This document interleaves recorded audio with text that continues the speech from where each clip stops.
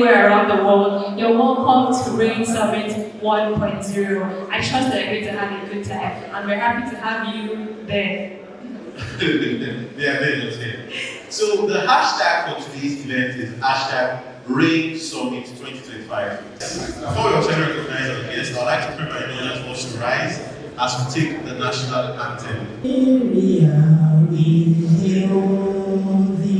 Our own native land, though tribe and tongue may differ, in brotherhood we stand. Nigerians are proud to serve our sovereign motherland. Our flag shall be our symbol, that truth and justice reign in peace and battle honor, and this we count as thee to hand unto our children a banner without stain. O God of all creation, grant this our one request. Help us to build a nation where no man is oppressed, and so in peace and plenty, Nigeria may be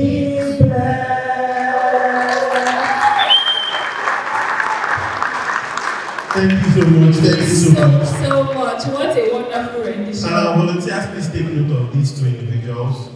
Rain Nigeria has something for you. Please put your hand together for the both of them. Now, before we sing, let's have the rain anthem. Let's have the rain anthem.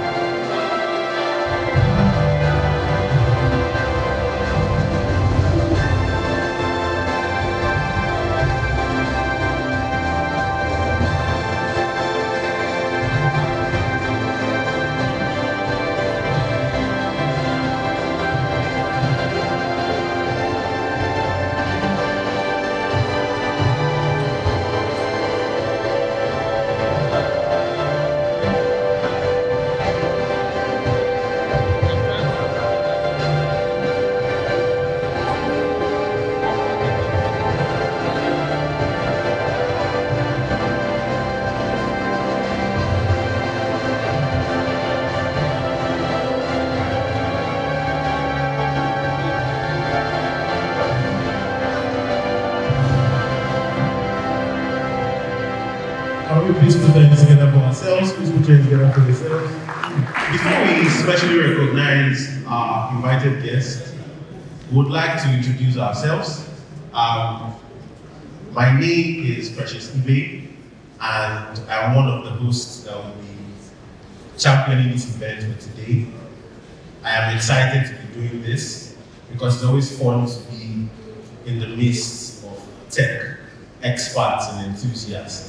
And this beautiful lady to my left is not other. You mean me? How many beautiful ladies are standing next to me? Alright, my name is Nan Williams, and I am as well delighted to be here among such amazing and, distinguished individuals, tech enthusiasts, CEOs, founders, and I know that we're going to have a great time. So sit back, get ready for a great time at Rain Summit 1.0. Thank you very much. Now I would like to specially introduce some of our guests, and when we mention their name, please give them a very sound applause, because to have this type of guests now means we know that the team at Ray pulled strings, they tousled feathers, and they made sure we had them, not just having them on our flyer, but having them physically in attendance. So I think we can appreciate the team at Ray for that. Please put your hands together for them for that. Of First Bank. Please put your hands together for Dr. Adesola Adebuton. Please put your hands together. Please put your hands together. Put your hands together. Thank you so much for gracing us to presence. We are happy to have you, sir. Thank you, sir. Amen. See, when you see leaders of industry and you are in very close proximity to them, you always wonder, like, how did this happen? Oh. So if you're in this conference, you are lucky to be in a room with individuals like this. We'd also like to especially recognize another of our speakers. He is the VC at Summit University. Please put your hands together for the one and only Professor Abiodun Abiodun. Please put your hands together. Please put your hands together. Put your hands together. Thank you so much, Prof, for being here with us. We appreciate it. Thank you so much. In like manner, I would also like to recognize the Regional Director for Africa, Robotics and Autonomous System, SBI. He's also the Head of Acquisition at Total Energies. Put your hands together for the one and only Dr. Chinedu Ogusi. Put your hands together!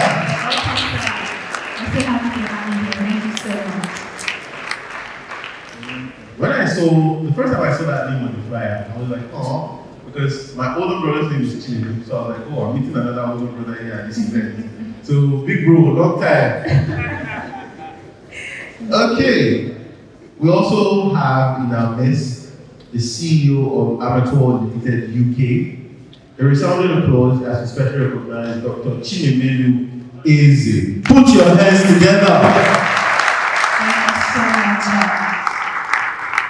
One thing you need to know is that our speakers are not only experts in their industries here in Nigeria, we also have speakers who, because of rain, came far and wide to be at today's event. So the only thing you can do in return is to be attentive, jot things down, very important. We also have in our midst a tech lawyer and an Harvard researcher. For those of us who have always wondered what it feels like to be a tech researcher, how do you combine technology, tech lawyer, how do you combine technology and law? You'll be hearing directly from Barrister Timi Olagunju. Please put your hands together for him. Please put your hands together for him. So what we'll be doing now is, the recognitions will be taken in batches so that we do not take all of them at once. We want to introduce our guests specially, one after the other.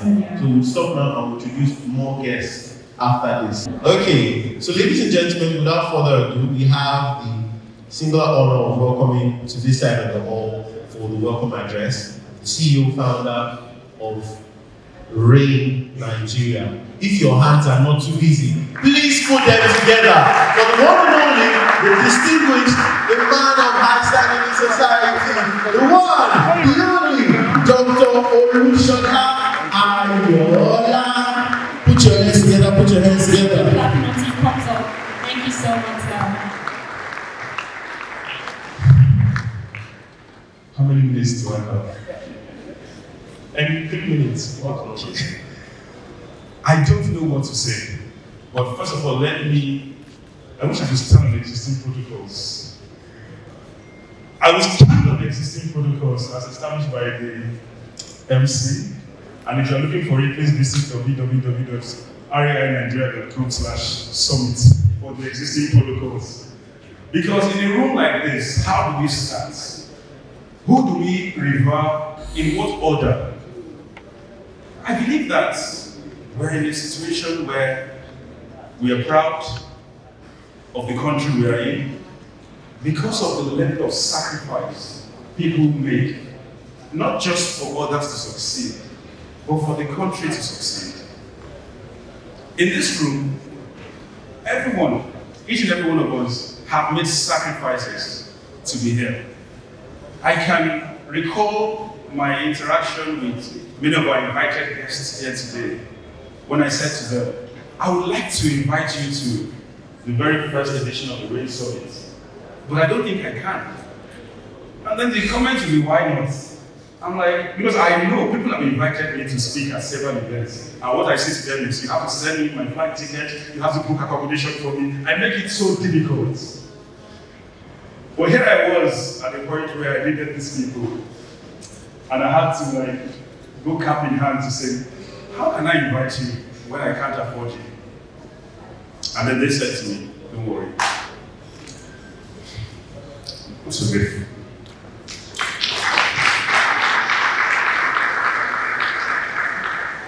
I'm sorry, I'm so emotional because how do you afford people?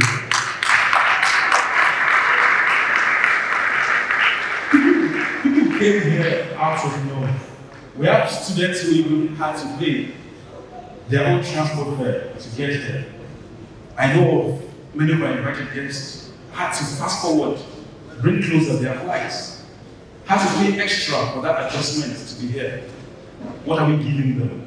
They're doing it for us. They're doing it for the future of this country. Because when the time is up, you will be asked, what did you do for the country? 5 days ago, I came back from the US, from the UK, to set up Brave.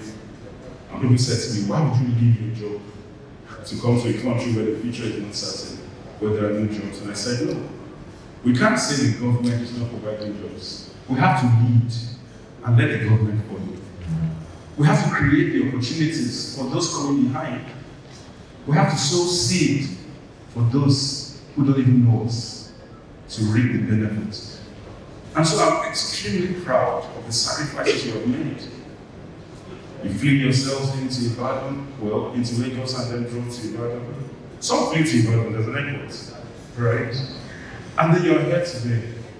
We are so proud of you.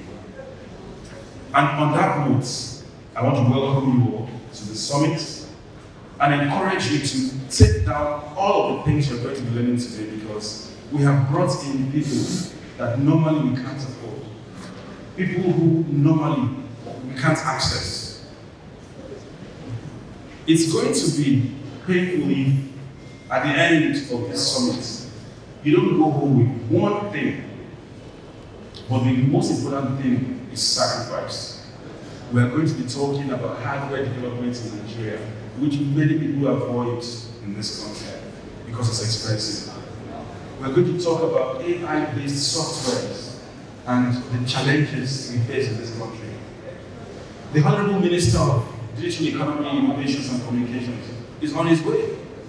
And he is coming here to speak to us from the wealth of experience he has built building startups. We have pharmacist Oluwakobu, who has helped grow OPE. We all know how OPE started. At the point we're not sure, are they a bike hailing service or something? But no, that was a strategy by a business mogul, a genius.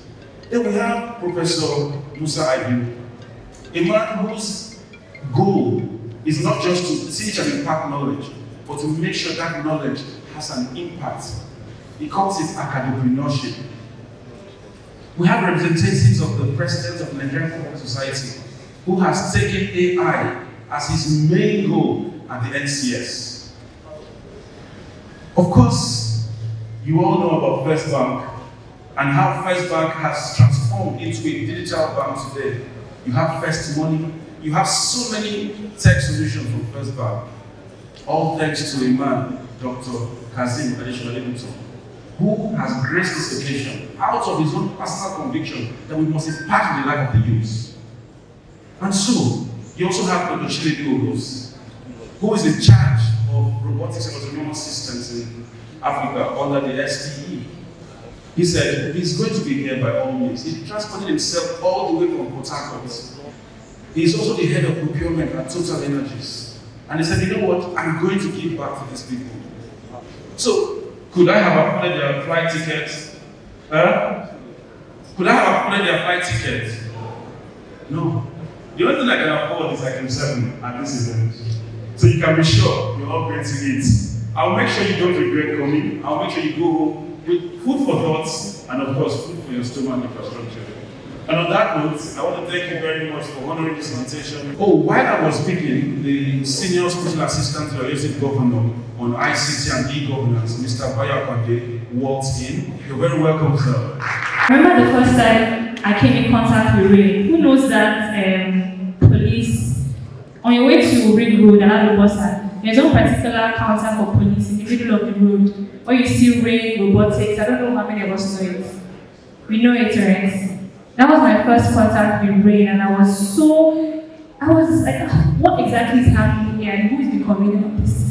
When I looked up on Dr. Olushola, I was amazed about the good things that he's doing. One thing he said, particularly in one of his speeches, is AI is an enabler, a driver, a tool for resource optimization. In our continent, where we have little, we must optimize AI. And he didn't just say that. He came down. He didn't just complain about, AI is not developed in Nigeria. He came with a plan. And he has constantly put Nigeria on the map in terms of AI and robotics. Please, once again, give a resounding round of applause to the convener of Ray Summit 1.0. Thank you so much, sir. Thank you so much, sir. All right, so moving on. Now, before we continue today's event, we would like to specially recognize some of our guests that stepped in while the event was ongoing. In similar fashion, when I mentioned them, we give them a very, very sound of applause. Thank you so much for being here. We appreciate you. Thank you so much, sir. I'm Mr. Nate, sir. And to the best of my knowledge, too much MD is never too bad, sir. Never bad. Thank you so much, sir. I would also like to recognize a very special guest. When I say special, I really mean special. This individual is not only a justice in the Nigerian Court of Appeal, she is also the mother of the convener and CEO of Ray. Please put your hands together for Honorable Justice Rukayat Adeola. Put your hands together. Put your hands together. Put your hands together. Please put your hands together. Please put your hands together. Thank you so much. Now, this is a very, very critical part of today's event, and we're about to have someone come up here for a very important assignment. But before we do that, we have to specially and very much solidify our presence online. And follow Ray online at Ray_network. Ray_network on Twitter, on Instagram. So please bring out your phone and don't wait to go home. Don't procrastinate. Do it right here so that you stay in touch with all the good things that Ray is doing constantly. So Ray_network. And if you want to post on your Twitter or your Instagram, you can use the hashtag RayNigeria, Ray Summit 2025. So hashtag Ray Summit 2025, hashtag Ray Nigeria. It's important that we talk about the good thing that is happening here online. So have you done that? You done that? Say I. Say I. The eyes are not having it though. The eyes are not having it though. If you've done it, say I. You need to start rehearsing, so you might be senators. Okay, Ray Robotics on Instagram. Okay. Please check Ray Robotics on Instagram. On X, Ray Nigeria.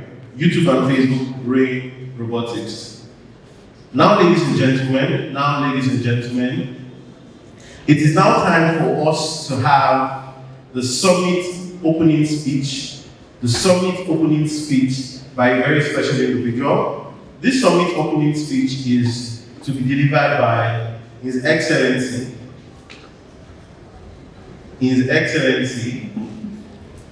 the Governor of Oyo State, engineer Seyi Makinde. Please put your hands together. Please put your hands together.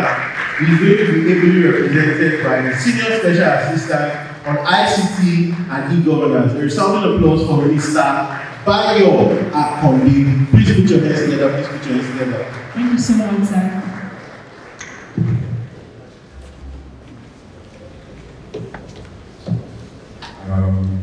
Good morning, ladies and gentlemen, distinguished guests. Please allow me to stand on the already established protocols. I come here sending greetings from His Excellency Engineer Seyi Makinde, who would have loved to be here today, but unfortunately had a conflicting schedule, so he asked me to read something on his behalf. It's an honor to be here today in the vibrant city of Ibadan, a city renowned for its rich intellectual history and its growing influence in the fields of technology and innovation. I am particularly delighted to be a part of this event theme today. The reign of transformation is upon us. CEOs arise. This speaks to the urgent need for leadership and vision in navigating the technological revolution that is fundamentally reshaping our world. This is not a time for passive observation, but a call for proactive engagement, and as leaders, we must be in the forefront of the driving change in our industry, communities, and nations.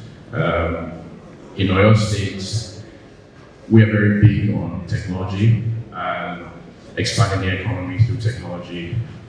In the field of AI, very recently, we built the Seyi Makinde Innovation and Technology Hub in Lautech, which teaches robotics, artificial intelligence, and autotronics. And I think it's very important that us as government, even though there is this emerging field of AI, it's very important that we put the enabling infrastructure in place to help youth thrive.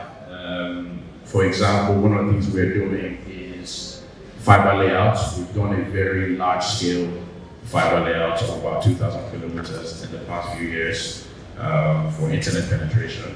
We're doing various IP rollouts for power. And I say this because sometimes it might be very nice to just speak about how AI is the future, AI can do this, AI can do that, but the truth is without the underlying infrastructure in place, companies such as RAIN, cannot thrive.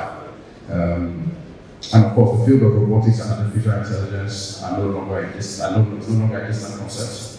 They are already transforming industries and our daily lives, from healthcare to education. The impact of AI is undeniable. I think for all of us to be here, it's no gainsaying what AI can do or the potential of AI to revolutionize everything in our daily life. Personally, I believe a lot of our formal courses, showing that Nigerians are not left behind in this revolution. Dr. Olu and myself have engaged in several conversations across the years, always talking about how can we, I'll say, widen the net in regards to training more people in regards to AI and robotics, because, like I've said, I think this is where leadership is crucial. CEOs and leaders in every sector must be equipped to understand the potential of AI and robotics, to take bold steps in integrating these technologies into their businesses, and to create an environment where innovation can flourish. I think in essence, it's very important. Any entrepreneur running any organization, we have to look at how can we use AI to improve our processes. How can we use AI to increase our bottom line, lower our costs. As we look to the future, we must also recognize the challenges that come with this transformation.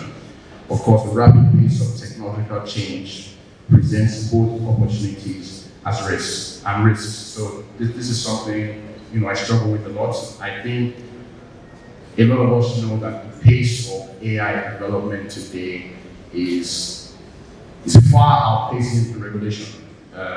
With a lot of things I'm reading with what AI can do today, I think it's a big challenge to us in government to try and be ahead of the curve with regards to policies that can help AI flourish, but can also prevent bad actors from thriving. I'm sure the minister will be here today, and he will speak more of that.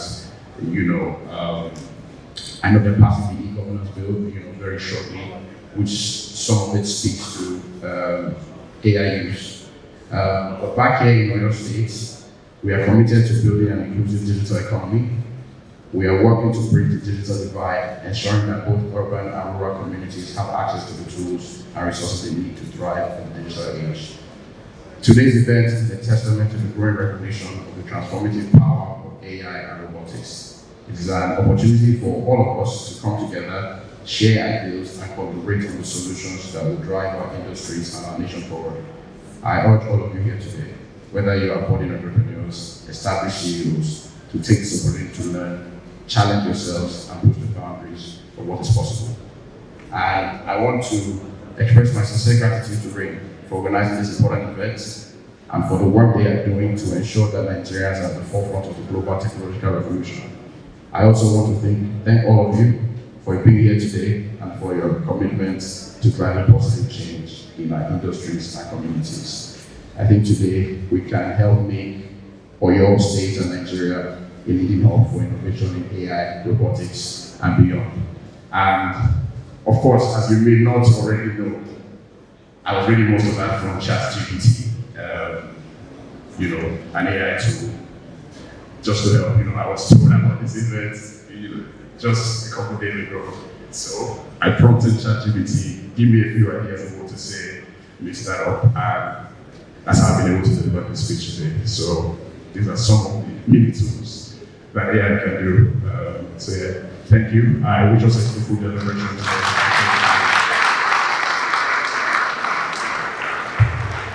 Can we please put our hands together? Can we please put our hands together? Please put your hands together. Please put your hands together. For the Senior Special Assistant on ICT and e-governance. Please put your hands together once more. Please put your hands together once more. All right, thank you so much. So now we'll be doing some recognitions. Important people stepped in while the program was going on. So please, please give a round of applause as we welcome them. So please, let's welcome the former director of the National University Commission in person of Dr. Olamide Adeshino. Please can we please give a resounding applause to the Deputy President, Nigeria Computer Society, Dr. Charles Oyeku, FNCS. Please put your hands together. Please put your hands together. Thank you so much. Thank you so much. Appreciate it. Thank you so much. I'd also like to specially recognize, still from Nigeria Computer Society, the Executive Secretary, in person of Mr. Segun Adekunle, FNCS. Put your hands together. Thank you so much, I appreciate you. Now, the next person we'll be recognizing, it's a very, very, very great honor to recognize this individual. After we recognize this individual, his bio will be read and he will be coming up here to give us a goodwill message. A while ago, I think that was sometimes last year, I was working on a project that required me to understudy some individuals in Oyo State. And the prompt for that project was for the study people who were doing great work in terms of philanthropy in the state. And amongst the top 3 names I got, this individual's name was there. So when Dr. Ayla told me that he was attending the event, I was pleasantly surprised.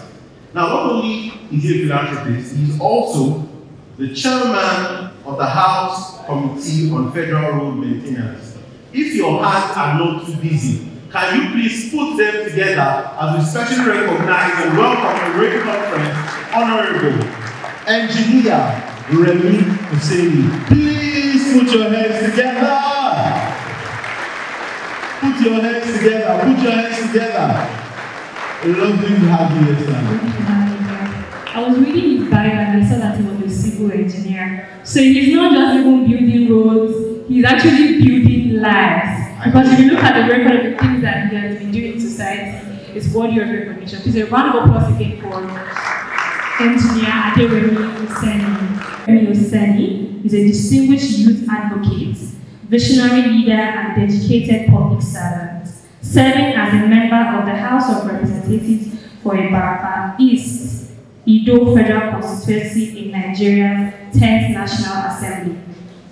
He is a man of exceptional intellect and purpose. Engineer Oseni holds a postgraduate diploma and master's degree in structural engineering from the prestigious University of Leeds, UK, with over 25 years of experience as a civil engineer, entrepreneur, and pastor. His professional journey has been defined by groundbreaking achievements in construction, structural design, and project management, underscoring his commitment to excellence and innovation. Beyond his stellar career, Engineer Oseni heart beats for service to humanity. As a passionate politician and grassroots advocate, he champions the values of fairness, justice, and selfless service, working tirelessly to uplift lives and foster unity. Please a round of applause. Wow. His unwavering dedication to philanthropy and community building has left an indelible mark long before he assumed office, with countless impactful initiatives and projects that speak volumes of his vision and compassion. To further enhance his leadership prowess, Engineer Oseni has undertaken advanced training in business and leadership at the University of Manchester and finance at the world-renowned Wharton School, University of Pennsylvania, USA. These experiences have enriched his ability to drive positive change both within his constituency and at the national level. A true leader, Engineer Oseni inspires hope, ignites progress, and exemplifies the highest ideals of public service. Ladies and gentlemen, with a warm applause, please let us welcome to the stage for his goodwill address, Engineer Aderemi Oseni. Please put your hands together. Please put your hands together. Put your hands Put your hands together. Till he comes up, say, please put your hands together. Applause for the one and only Honorable Remi Oseni. Put your hands So much, sir.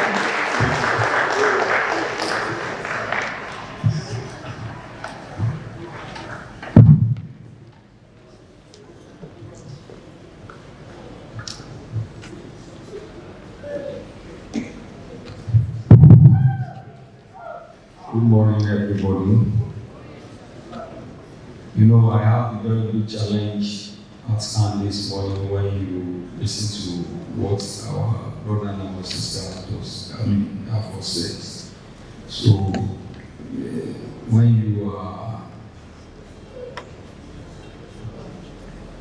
promoted more than you expect, so you have to really ask for grace so that you'll be able to live up to that expectation. Once again, I want to appreciate every one of us who is here this morning, and I want to particularly appreciate all the youths that are here, the leaders of tomorrow, the partners of today.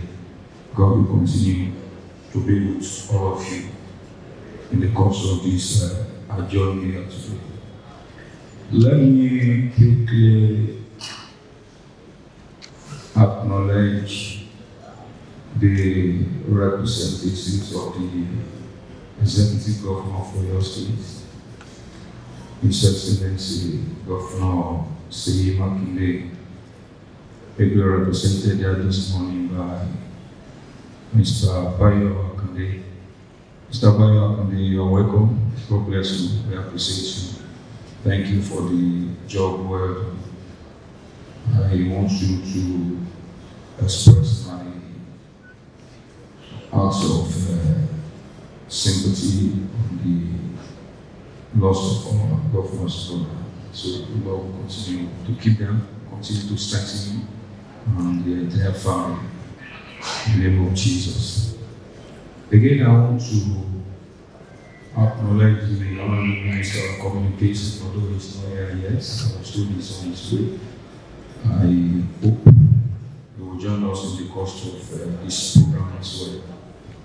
Let me quickly recognize the Honorable Justice of the Court of Appeal, Justice Rukayat Ayola, the mother of the convener, Dr. Olusola Ayola. God will continue to be with you, Mama. We are proud of you. And I know you're here this morning is not by accident. It's a testament that God has been using you to do great things, and which has equally used you to do in the life of your son. I pray every good thing the Lord has committed into your hands, good Lord will continue to keep them. And because of the year 2025, the year will not hear over the mighty name of Jesus. Again, let me acknowledge the presence of my brother, my uncle, my friends, our leader, my mentor in the course of our relationship, a member of Jericho Business Club as well, former CEO of First Bank, and a very good friend of the whole house here today, Dr. Adesola Adetutu, who is the special guest of honor here. So I want to say good morning. Thank you very much. Again, I want to appreciate and recognize Professor Musa Abinu, who fits the Summit University. Wherever you are, I pray the Lord continue to keep you as well. God bless you. Over is it? Okay, thank you.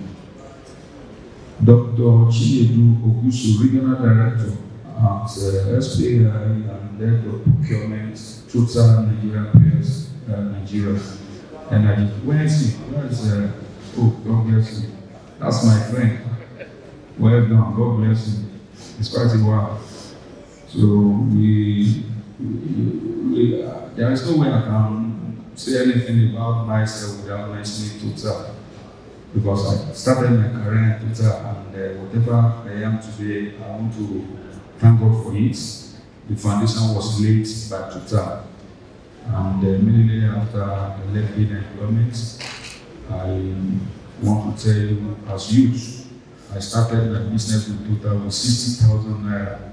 And that 60,000 naira is what the Lord has used to take us to where we are today. So I want to challenge all the youths that are here. The little things that are in your hands, opportunities to tap in here today, please endeavor to take good advantage of it. I know you will never remain the same again in Jesus' name. Finally, let me appreciate all the speakers and the panelists, judges that are here today.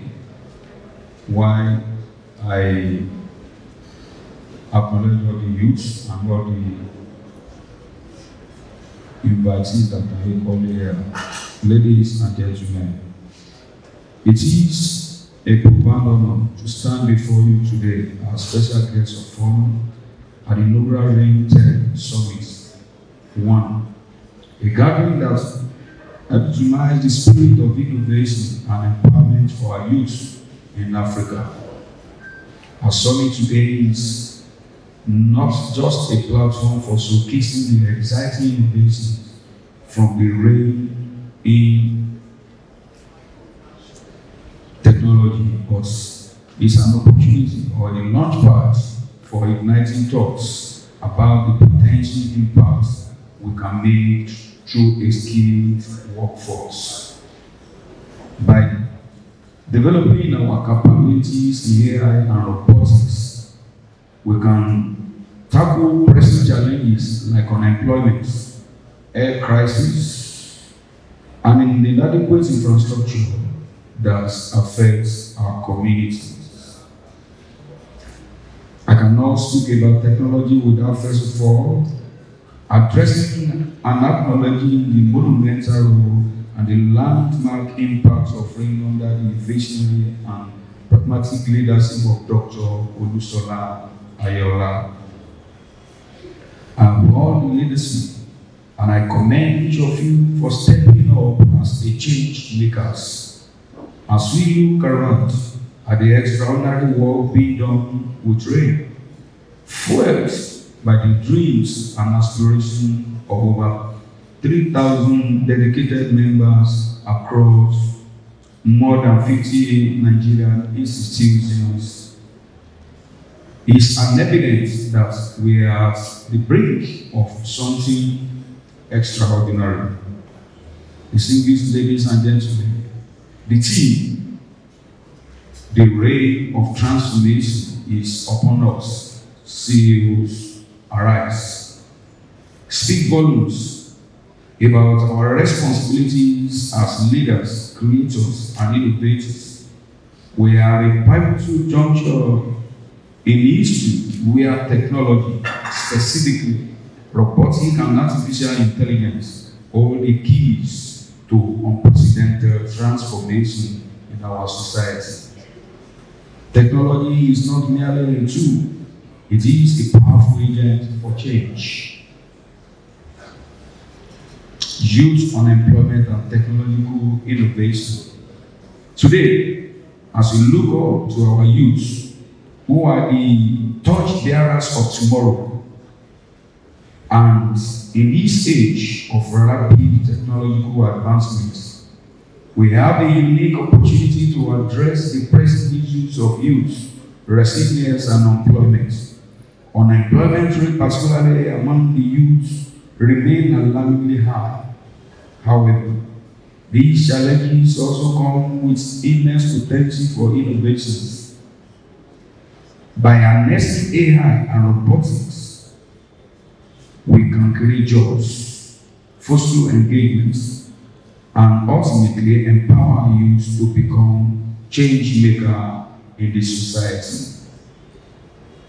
Imagine a Nigerian where every young person has access to training in AI and robotics. Countries like India and China have demonstrated that through technology education, vast numbers of their youth have transitioned into high skills, well-paying jobs.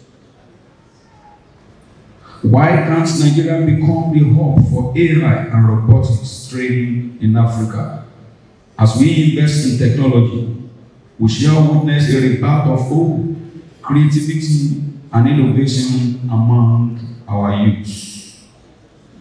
Take, for instance, Nigeria's buoyant tech industry, which has rebirthed remarkable startups like Paystack and Flutterwaves.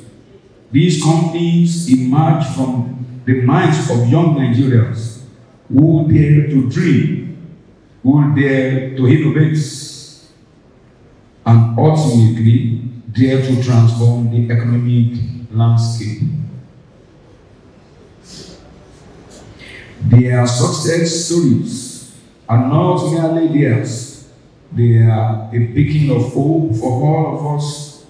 Today, I call upon every young individual here to become a creator rather than a consumer of technology.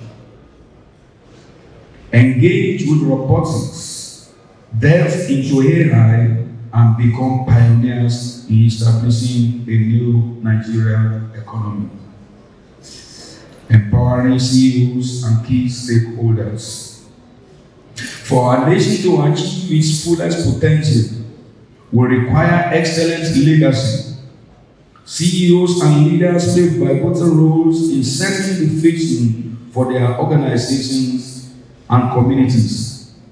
By leveraging on technology, we can facilitate transparent governance, enhance service delivery, and promote accountability. The adoption of AI-driven analytics can help governments better understanding citizens' needs and advocate for sufficient resources in order for them to excel. To the CEOs that gathered here this morning, you are uniquely positioned to champion this cause. Technology is not merely a tool, it is a catalyst for growth and innovation. It enables business to thrive, compete favorably on a global scale, and transform small enterprises into formidable global brands.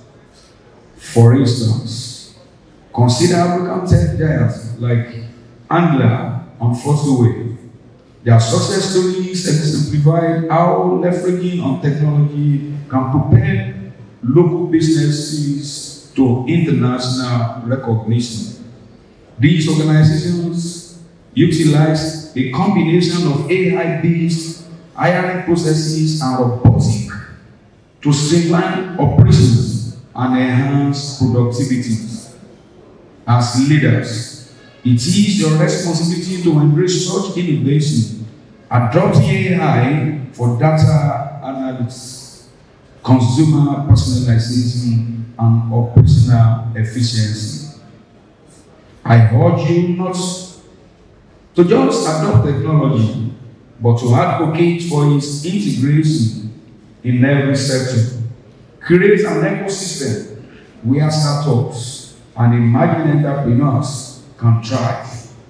By fostering a culture of innovation and collaboration, we can stimulate national economic development and growth. Innovation distinguishes between a leader and a follower. That was a quote from Steve Jobs. As leaders and leading CEOs, this is your moment to rise to the occasion and move yourself from where you are to the level you desire in life. It is an opportunity to think differently and to guide your organization towards a very commitment to technological advancements. Call to action, collaborative vision for tomorrow. As we step into this era of transformation, let's echo the words of Steve Jobs. Innovation distinguishes between a leader and a follower. It is a time for us to rise, to innovate, and to lead with courage and purpose. As you look forward towards the future, just as I advocated in my lecture on disruptive technology and wealth management, a panacea for the innovative economy at the 5th Mountain Top University International Conference on Entrepreneurship on November 2023. Disruptive technology is something that every one of us need to embrace as youth. That answers to major challenges of life as we find ourselves in the whole world today. So on that note, I urge every one of us as stakeholders, youths, CEOs, and policymakers to take actionable steps toward embracing AI and robotics. Let us not just talk about change, let us be the change. We must, number one, invest in education and training on technology, especially AI, robotic engineering, disruptive technologies, digital technologies, and so on. At the heart of our youth, empowerment lies education. We must develop training centers that focus on artificial intelligence and robotics, similar to the RAIN training program that already serve over 3,000 members. By investing in this system of education, we are not only merely preparing our youth for jobs, we are cultivating innovators, problem solvers, and leaders who will shape the future of Nigeria. Support innovation, us an incubator that empower youth entrepreneurs. This is the second thing that we should strive to embrace. Ladies and gentlemen, in December 2023, I fired off what I call A 100 million youth empowerment scheme in my federal constituency aims at fostering technology, innovation, transformation, change, and entrepreneurship development among the youth. This funding initiative is not just about giving youth resources. It is about investing in their ideas. It is about investing in their beliefs. It is about helping them to turn aspirations into realities.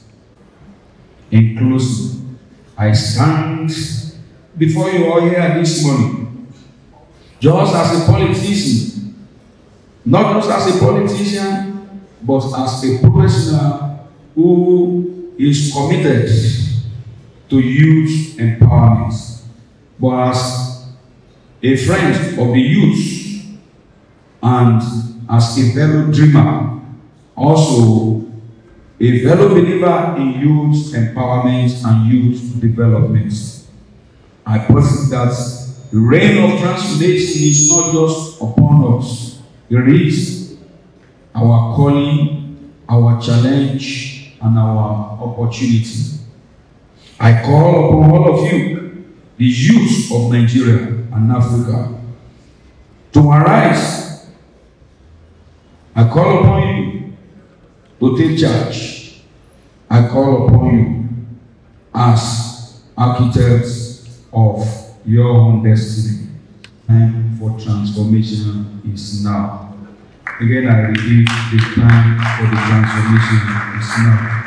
Thank you for listening, and I look forward to seeing the extraordinary developments that will arise from your creativity and your commitment. Thank you very much for this.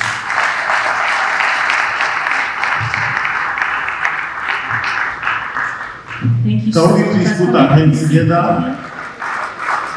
Keep clapping, keep clapping, keep clapping, keep clapping, keep clapping.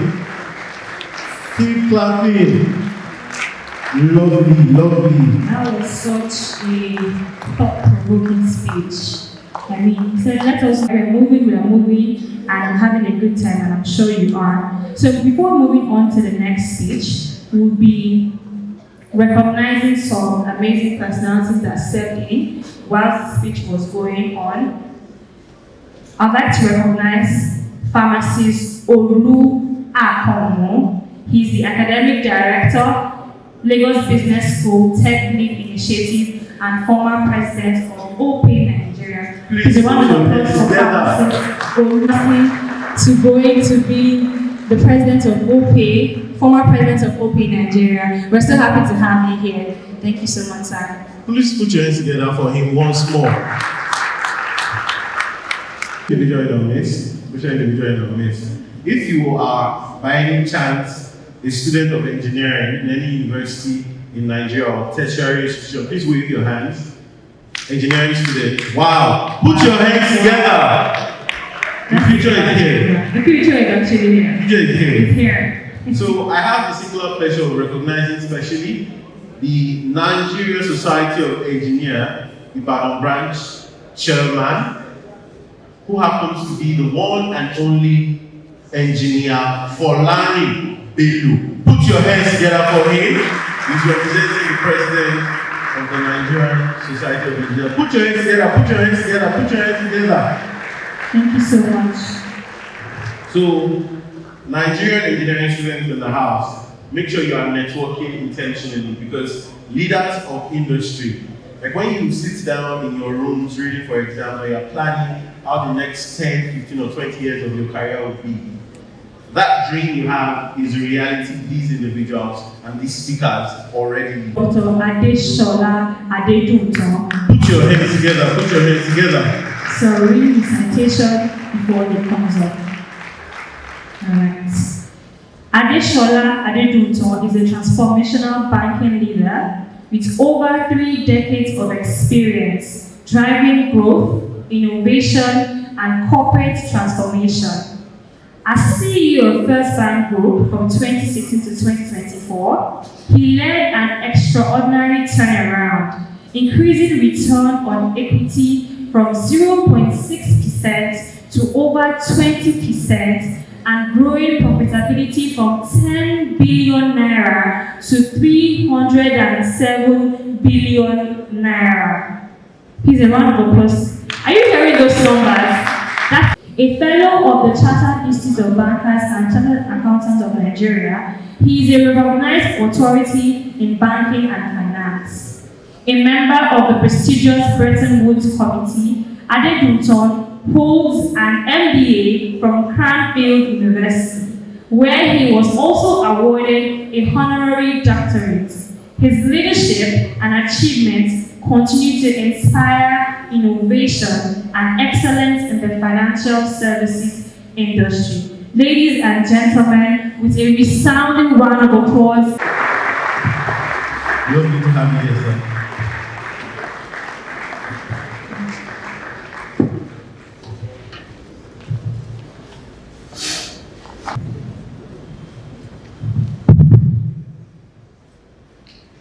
It's always difficult to speak after a politician because they are not well equipped to deliver the way a politician will deliver.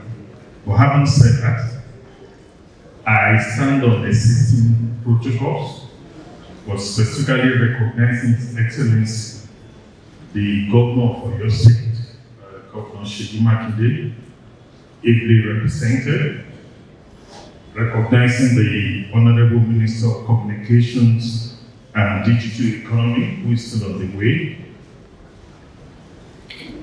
Of course, my brother, distinguished Right Honorable Aderemi Hussein, a fellow member of Jericho Business Club. Our commitment as businessmen of Ibadan Origin is to continue to do things that uplift our city.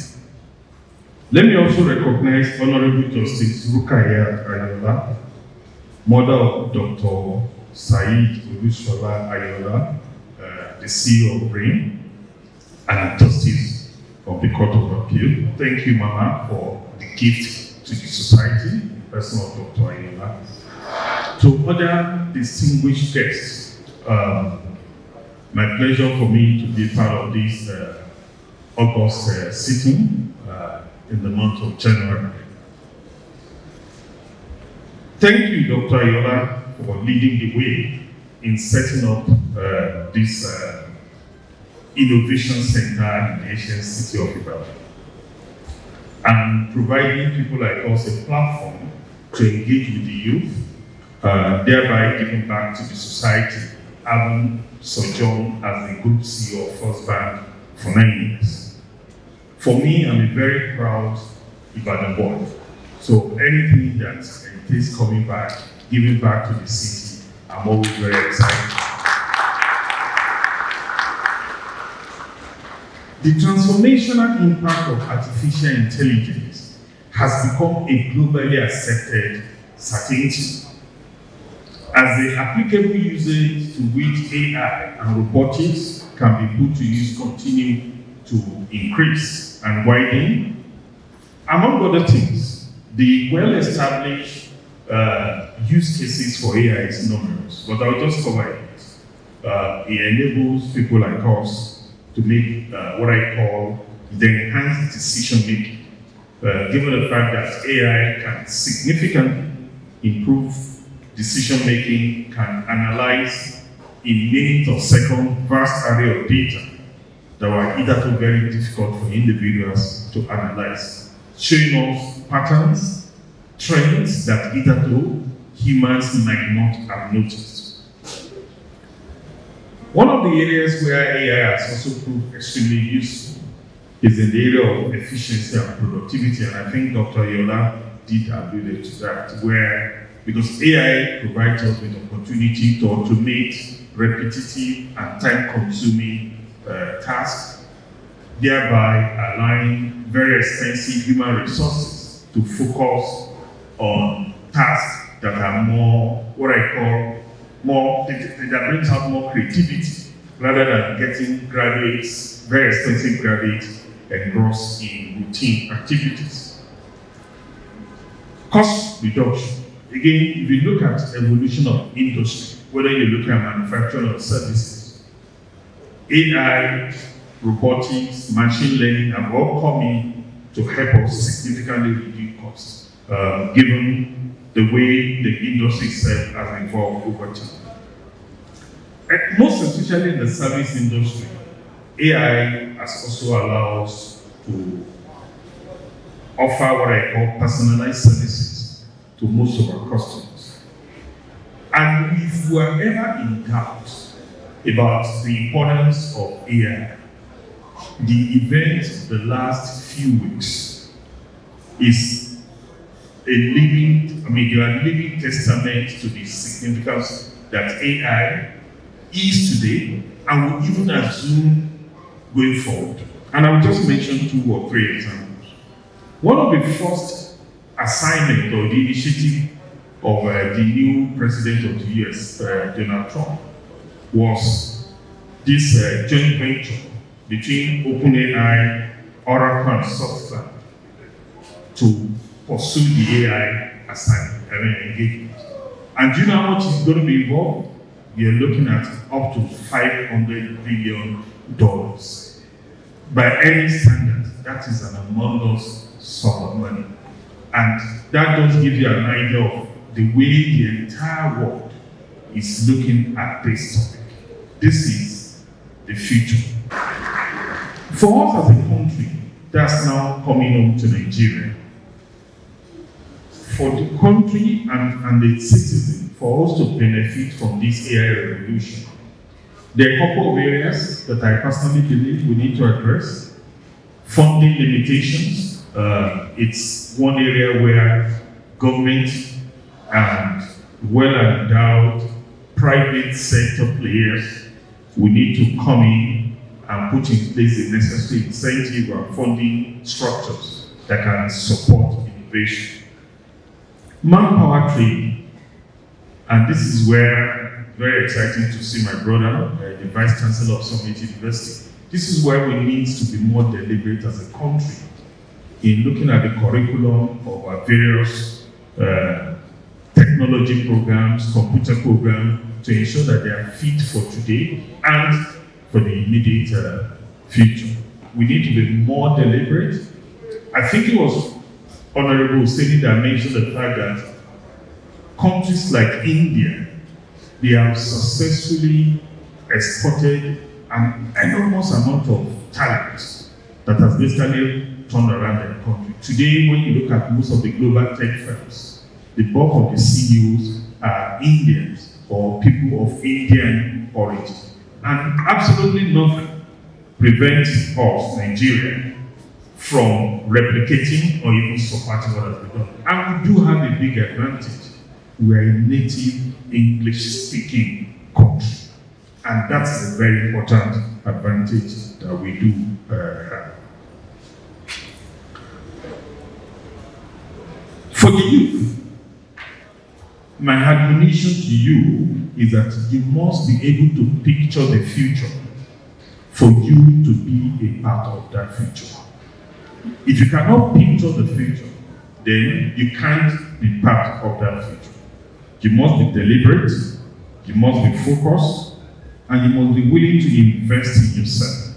A plus A is equal to A, where the first A stands for your aptitude, your brain power, the need for you to continuously invest in yourself, the need for you to ensure that you are part of the current knowledge. There's no need, just imagine somebody reading computer science and you are still studying COBOL today, just to make the point. The second A stands for attitude, your disposition to issues, who you are, how you treat people, how you interact with people.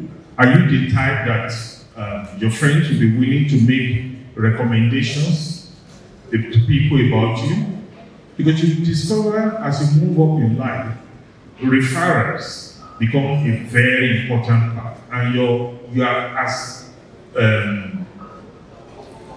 wealth, and I'm using the word wealth in a very broad way, is directly correlated to your network. And your network It's not just building network, the quality of your network. How have you treated people that came into contact with you? Would they be willing to do another round of business with you? So that's where your whole attitude is very important. In the words of Eric Schmidt, the former CEO of Google, who stated that artificial intelligence would be the most transformative technology since the discovery of electricity. Thank you for having me, and I wish you successful graduation.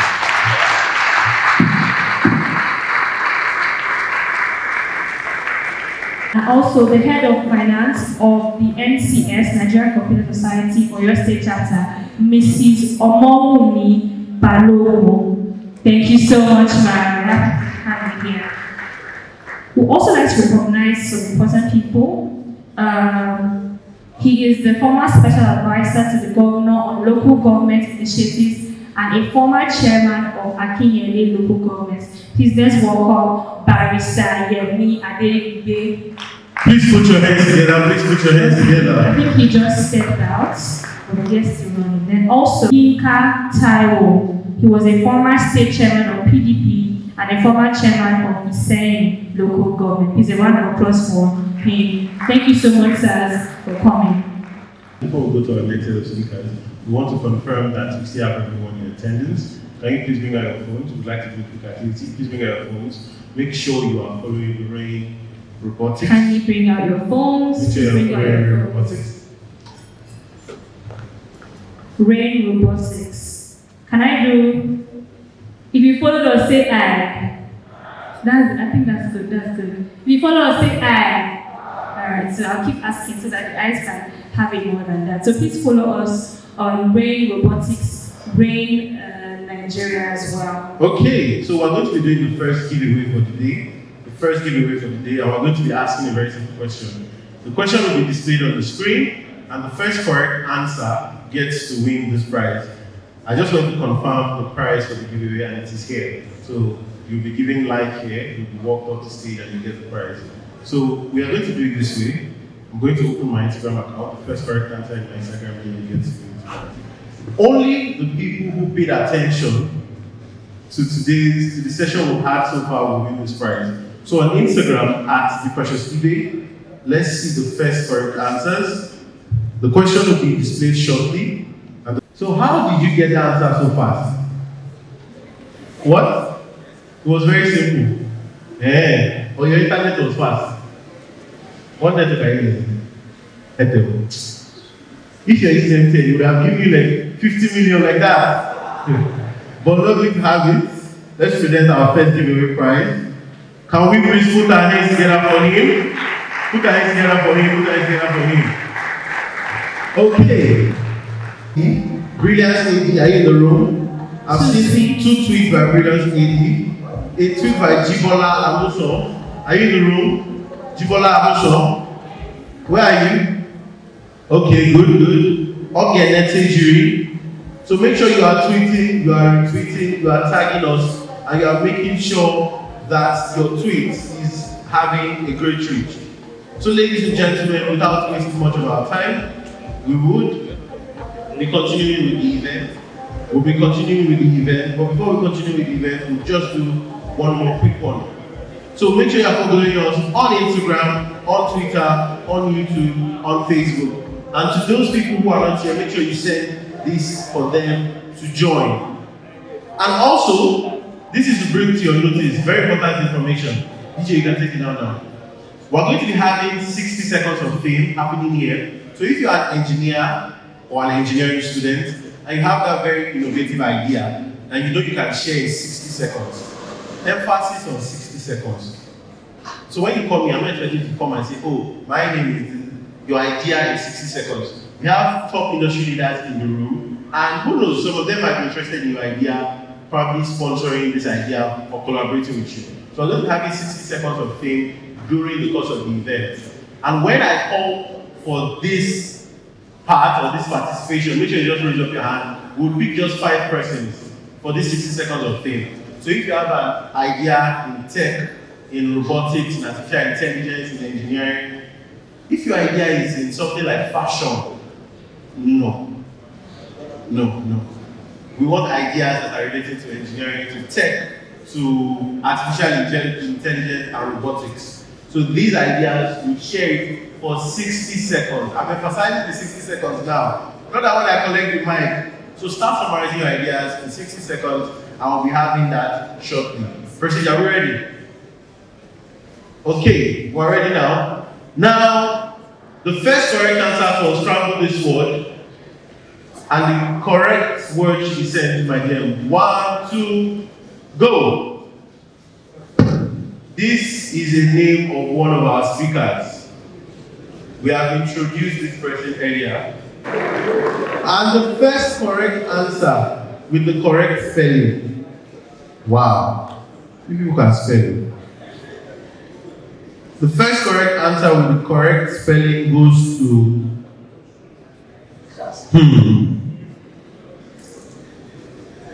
Young_Power. Are you here? Young_Power. Put your hands together for him as he reads his prize for participating. Thank you so much for participating. Put your hands together for yourself. Please go back to your seat. And now we will continue with the event. The SWOT analysis of hardware development in Nigeria. And to take this session is our very own professor who has been introduced several times here. And of course, we're happy to see you, sir. So please, let's give a round of applause for our speaker, Professor Abiodun Aibinu. Please, a round of applause for him. Put your hands together. All right. So I'm reading the citation just before he comes up. Please let's listen. All right. Abiodun Musa Aibinu, PhD, is an acadopreneur. Is that pronounced that right? Acadopreneur, such an amazing term. When he speaks, you know why he's being told this. He's a highly motivated, career-driven achiever with over 24 years of working experience in the field of mechatronics engineering, telecommunication engineering, teaching, and research.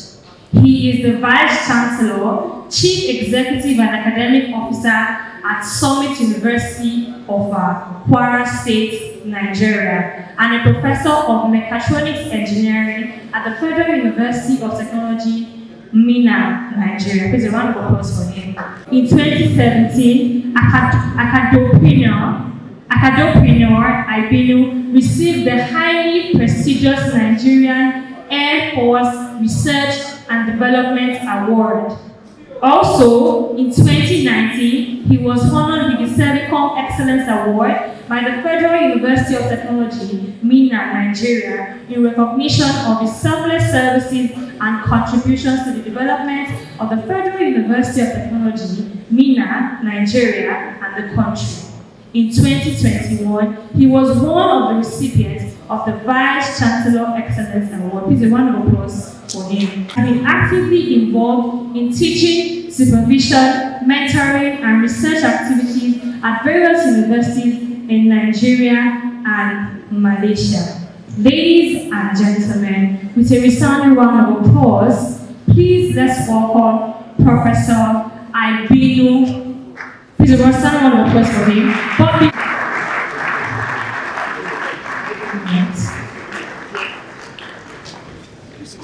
Now, ladies and gentlemen, while the citation is read, we were privileged to be joined by a very special individual.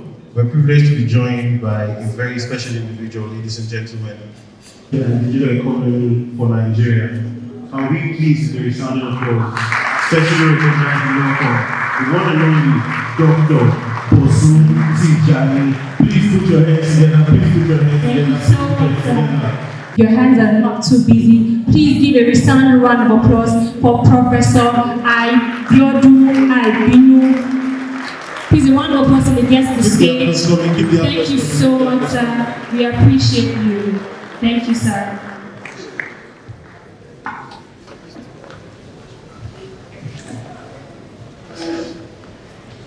Governor of your state, Engineer Chief Makinde.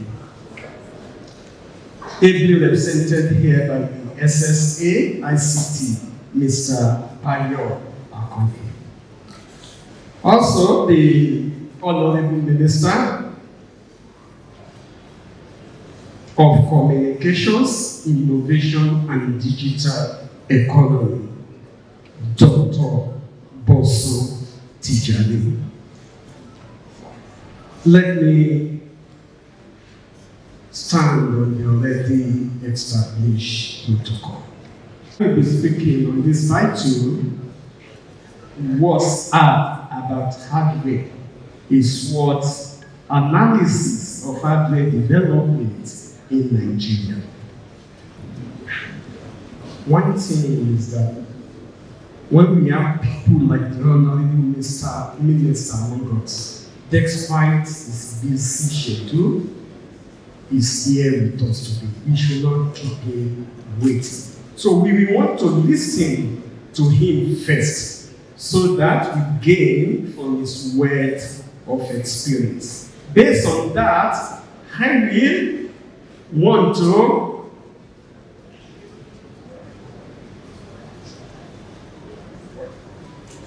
use this opportunity to say that I will be delaying my own speech, lecture, so that we all benefit from the Honorable Minister. Honorable Minister, sir.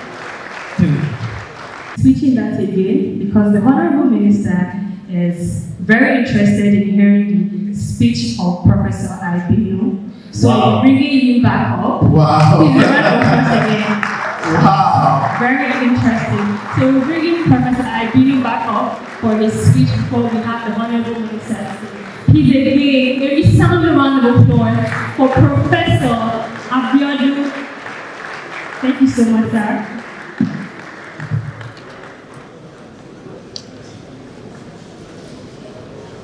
The Honorable Minister, thanks for that privilege. And I definitely assure you that you are going to take a lot of things from this talk. And to my audience also, let's start the talk. So, this morning, let's talk about what's hard about hardware, a SWOT analysis of hardware market in Nigeria. Please, the next slide. So again, I'm the Vice Chancellor of Summit University of Akwa State. And at the same time, I'm Mogaji. I know what that is. Olubadan of Ibadan in the waiting. So you have the opportunity this morning. So you have the opportunity this morning to listen to a Vice Chancellor and Olubadan of Ibadan in the waiting. So that's why I have a dressing like this morning. So this is exactly what I do. I'm into mechatronics and acadopreneurship. What is acadopreneurship? Acadopreneurship simply means turning academic ideas into business, startups, and so on. And now into artificial intelligence, spiritual intelligence, borderless learning, and grantsmanship. So let me just share with you what we are presently doing at Summit University. At Summit University of our vision is that we shall be developing innovations and inventions that will be changing the way we live in our communities, we defend our nations, and work in Africa. We cannot continue to teach you the same way we were taught yesterday if we really want to prepare you for today. I want you to take note of two words there: innovations and invention. And we are going to be looking at that. So this is the overview of my talk, but let's have the highlight of it. So this is the outline. I will be talking about emerging technology. What is hard about hardware? Why are we running away from hardware? And the importance of hardware development in Nigeria, SWOT analysis. And I will now share with you our humble contribution to the hardware ecosystem, especially at OFA, where we have the largest printed circuit board manufacturing plant. Let's look at the screen. What is the motto for today's event? The theme is about the transformation is upon us. you can see what happened within a period of 10 years.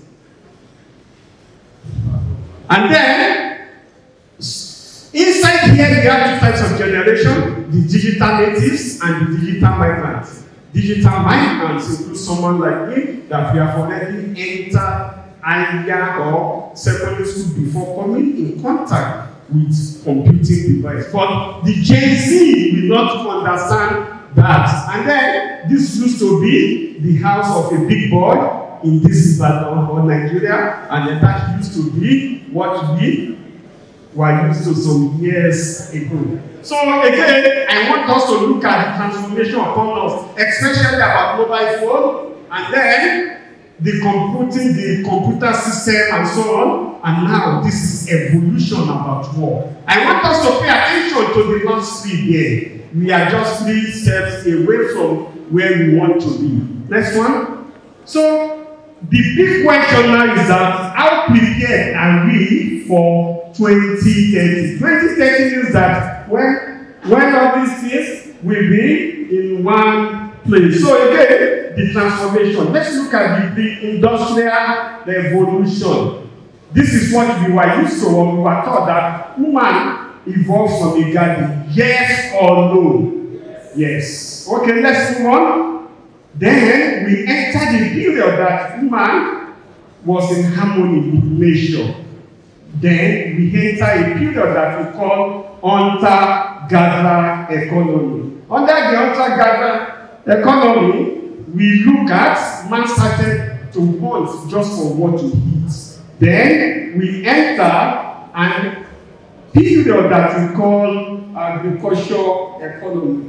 Wait for my signal before changing the slide. Yes.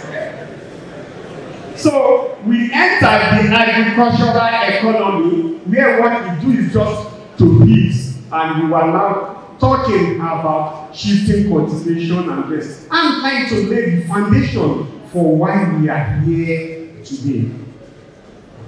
After that, we enter the period that we call industry economy.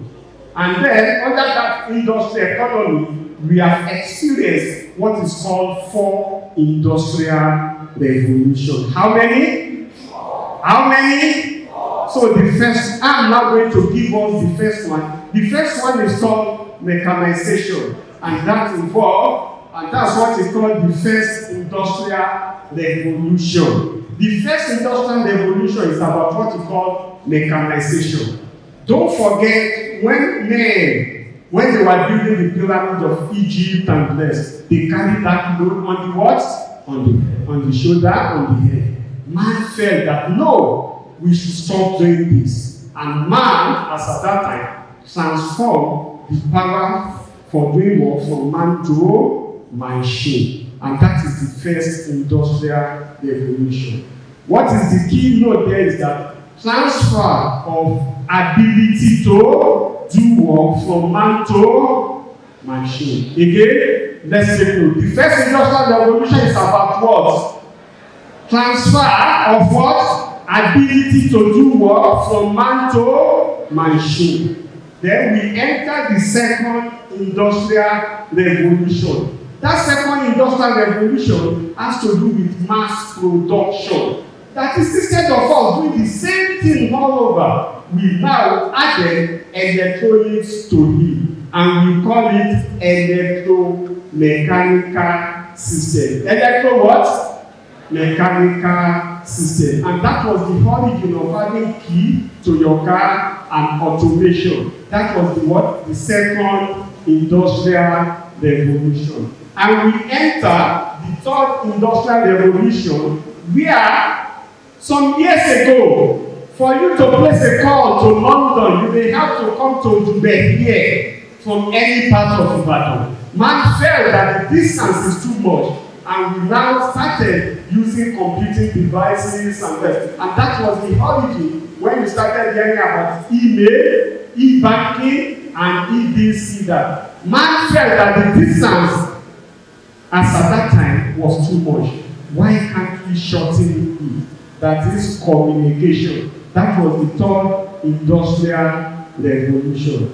And now we are talking talking about the fourth industrial revolution, which has to do with what is called cyber physical system. Cyber physical system. That is, man felt we should stop thinking. We should stop using our brain for certain things. Why can't we transfer that ability from man to machine? And let me provide the summary of all the fourth industrial revolutions that we have achieved so far. You will see that on the left-hand side of the screen. The first one is transfer of ability to do work from man to machine. That was the first industrial revolution. The second industrial revolution has to do with transfer of ability to produce at large scale. And the third one, transfer of ability to process information. And the present one is what is called the fourth what? Industrial revolution. That is, transfer of the ability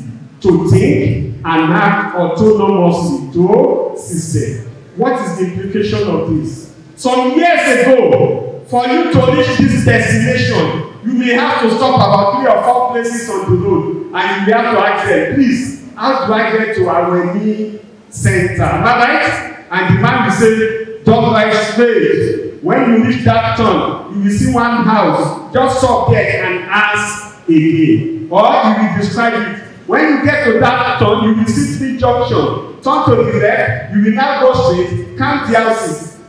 But do we do that again? No. Now it's about transfer of that ability to think and act autonomously. We are now transferring it to what? System. To computer and the rest. So those are the 4 revolutions we have experienced. But the present one we are experiencing, as I've said, is what we call the fourth industrial revolution. And it has to do with what we call cyber physical system. The physical there has to do with hardware. Has to do with what? Hardware. That is, when you look at what we have there, you have the computation, communication, and the control all working together. And then this is a list of some of those technologies under the fourth industrial revolution that we have been looking at. On the top, we have the artificial intelligence, the big data, mechatronics, robotics, and so on. And these are some of the lists I want to leave you with. You need to understand this list.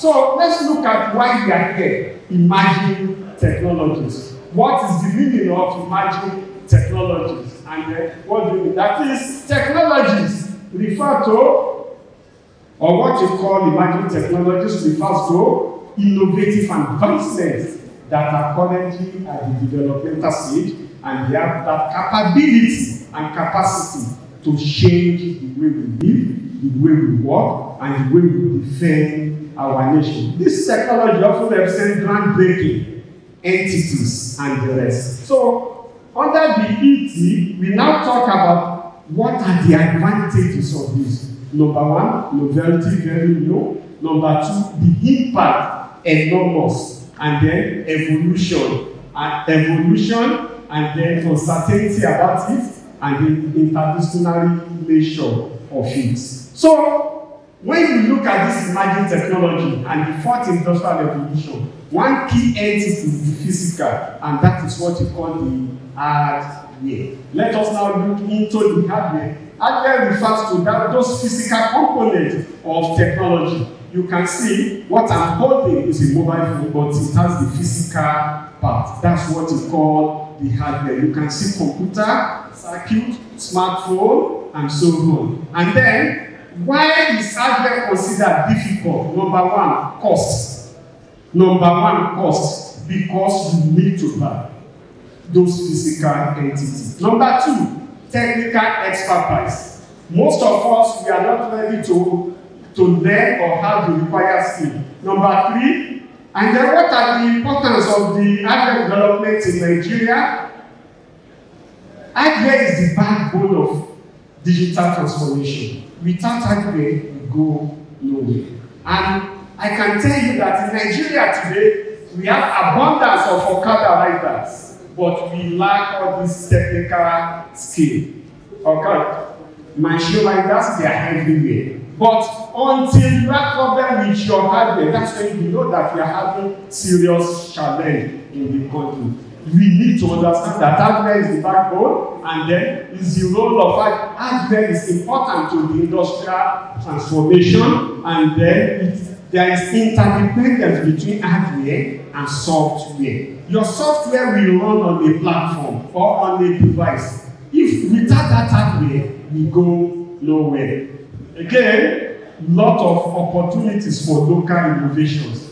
If you are only talking about software, then you need to also look at the hardware. Lot of opportunities for entrepreneurs to invest here, and then again, let's look at the SWOT analysis of hardware development in Nigeria.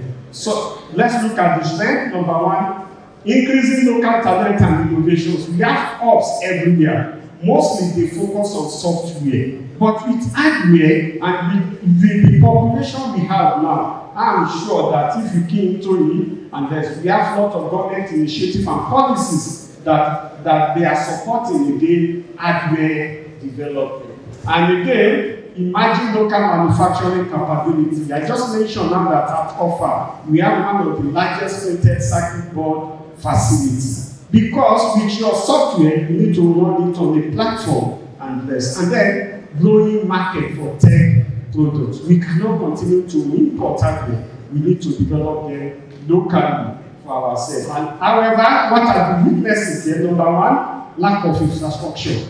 That one, we don't have to talk about it. And then, limited access to funding is another weakness there, and the skill gap is another thing that we need to look at there. But what are the opportunities? Number one, local manufacturing and assembly. We used to have Ikeja Industrial Estate, Ilupedi Industrial Estate, we have others. So we have there is opportunity for local manufacturing, there is opportunity in investment in R&D, and that one is important, and then we can become regional hub on that. So, what are the threats? Number one, competition from foreign tech giants. We are sure of that, and then government policy and the rest. So, and then supply chain. That is so much important, and we are going to be looking at that. So, let's now look at our own humble contribution to the hardware ecosystem. I'm going to be talking and sharing my own experience. That's why I've been a bit fast on the other part on what we have contributed and what we are presently doing to hardware, to the hardware platform. Next one. So let me just share this one with us. Hardware project funded by NCC and TENFund. Let's look at the first one. Multiple operators enable SIM card and what we call cognitive phone. The mobile phone we are using right now is not really smart in the smartness sense. So, e.g., let me just pick a case study. On my phone now, I have dual SIMs there, that is 2 SIMs. If I initiate a call on one SIM and the call is not so good, I have to manually cut it and use the other SIM. Yes or no? That's how yours operate too. Why can't I leave that one to artificial intelligence to do for me, so that my whole concern is no network failure? That is, my phone should be able to switch from one network to another without my interference. So we have developed a SIM and a mobile phone that can work on all networks. You don't have to even bother. Your phone should be smart to even do prediction and handover from one network to another. Not only that, your mobile phone should be able to take the decision as per what we call the credit on your phone and just switch from one network to another without your involvement. That is what we call multiple operators enable SIM card. And it's about you. Quality of user experience. We have the intelligent working stick, and then we have the wireless mobile phone charger. That is, your phone should be able to charge itself, determining the charging rate and what's going to happen next. So, This is about the problem I've just highlighted. Most of us, we move around with so many phones just to be able to switch from one network to another. And what exactly are we doing? We are trying to do that. Let's look at it not only from software angle, let's look at it from hardware angle. Let's now put the AI inside the hardware so that on any phone, you can switch from one network to another. What is the business sense there? We have been able to do this so that you have all the platform, all the SIMs in one, just only one SIM. And the whole idea, these are the stages we are from 2013 to 2014, we developed the SIM extraction, 2017 hybrid AI, and we produced the first mobile version of the phone. And then this has been the summary of the experience so far. Again, that's one thing we have done as far hardware. Next one. This is another project I want to talk about, intelligent walking stick. You will see the walking stick. Nowadays, most of us, we don't take our kids to our grandma in the villages and this. What's going to happen to us? So we have developed a walking stick and installed intelligent walking stick that will be able to do everything you can think of.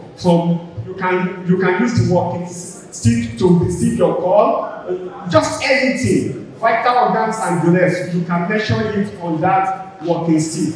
And then a lot of other things.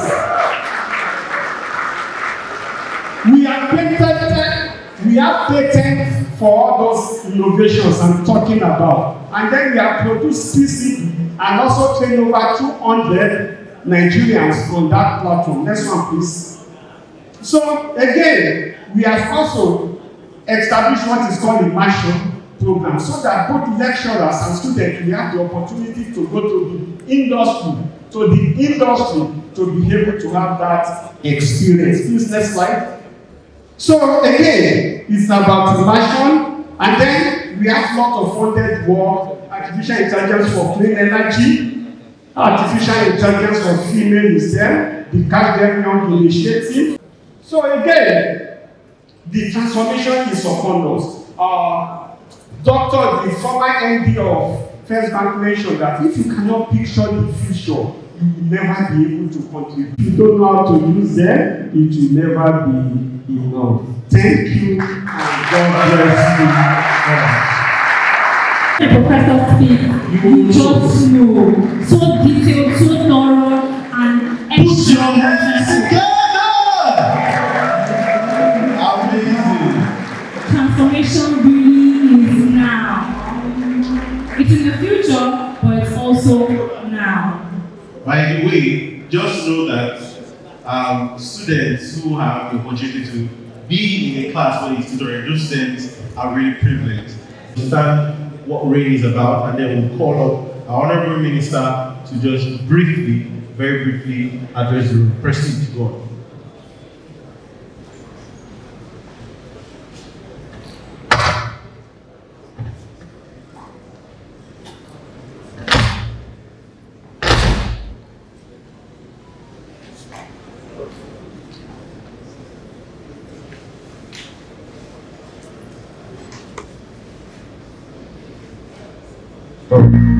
A sort of search and rescue world.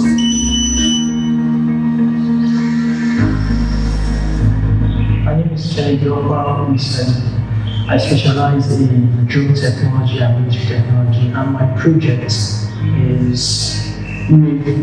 fixing the model after the American Army Cube Shadow, designed for reconnaissance and military applications.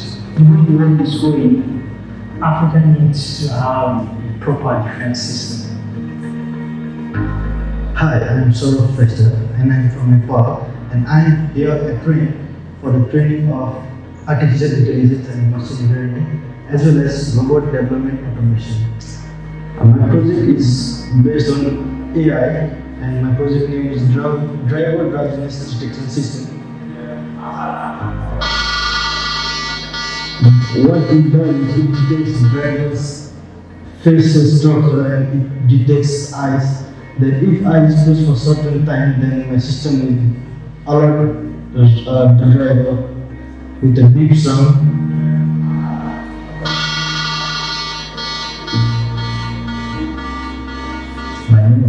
Desmond. I'm from Cameroon. I'm currently in Nigeria. I came here to study a 2 years program, which is the first year to study artificial intelligence and machine learning. Can we please put our hands together? Can we please put our hands together?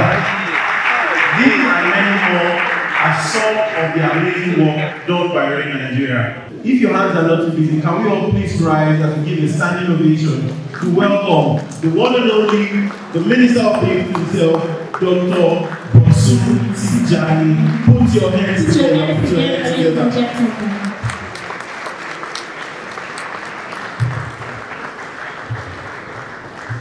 Thank you. Please be seated.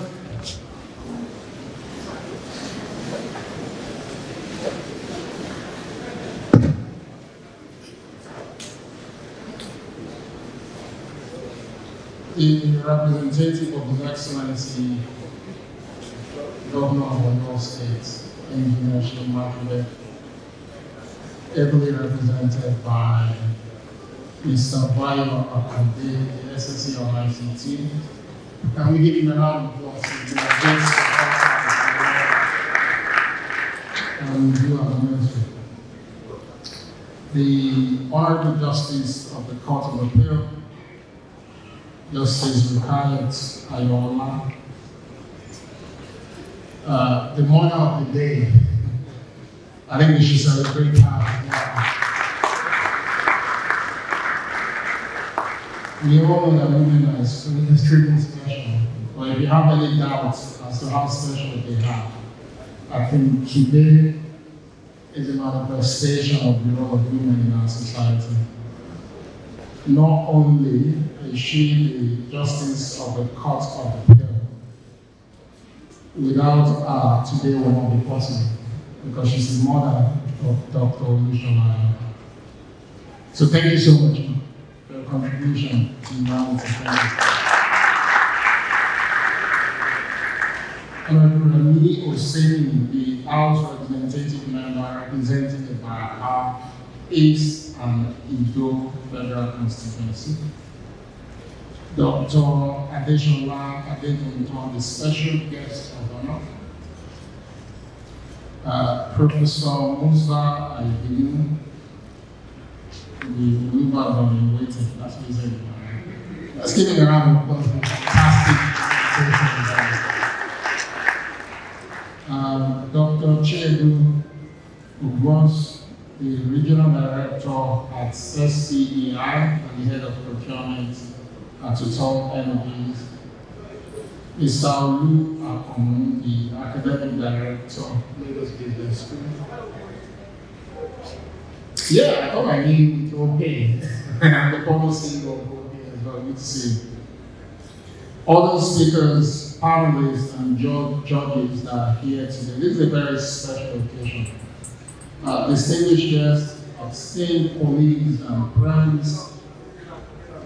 I have a speech prepared for this event. But just looking across the room and seeing the composition of the room, I thought I should change that speech. And the reason for that is that this room represents what this government stands for. Many of you may not know. And as young people, I would like to encourage you today not to be discouraged nor confused by politics.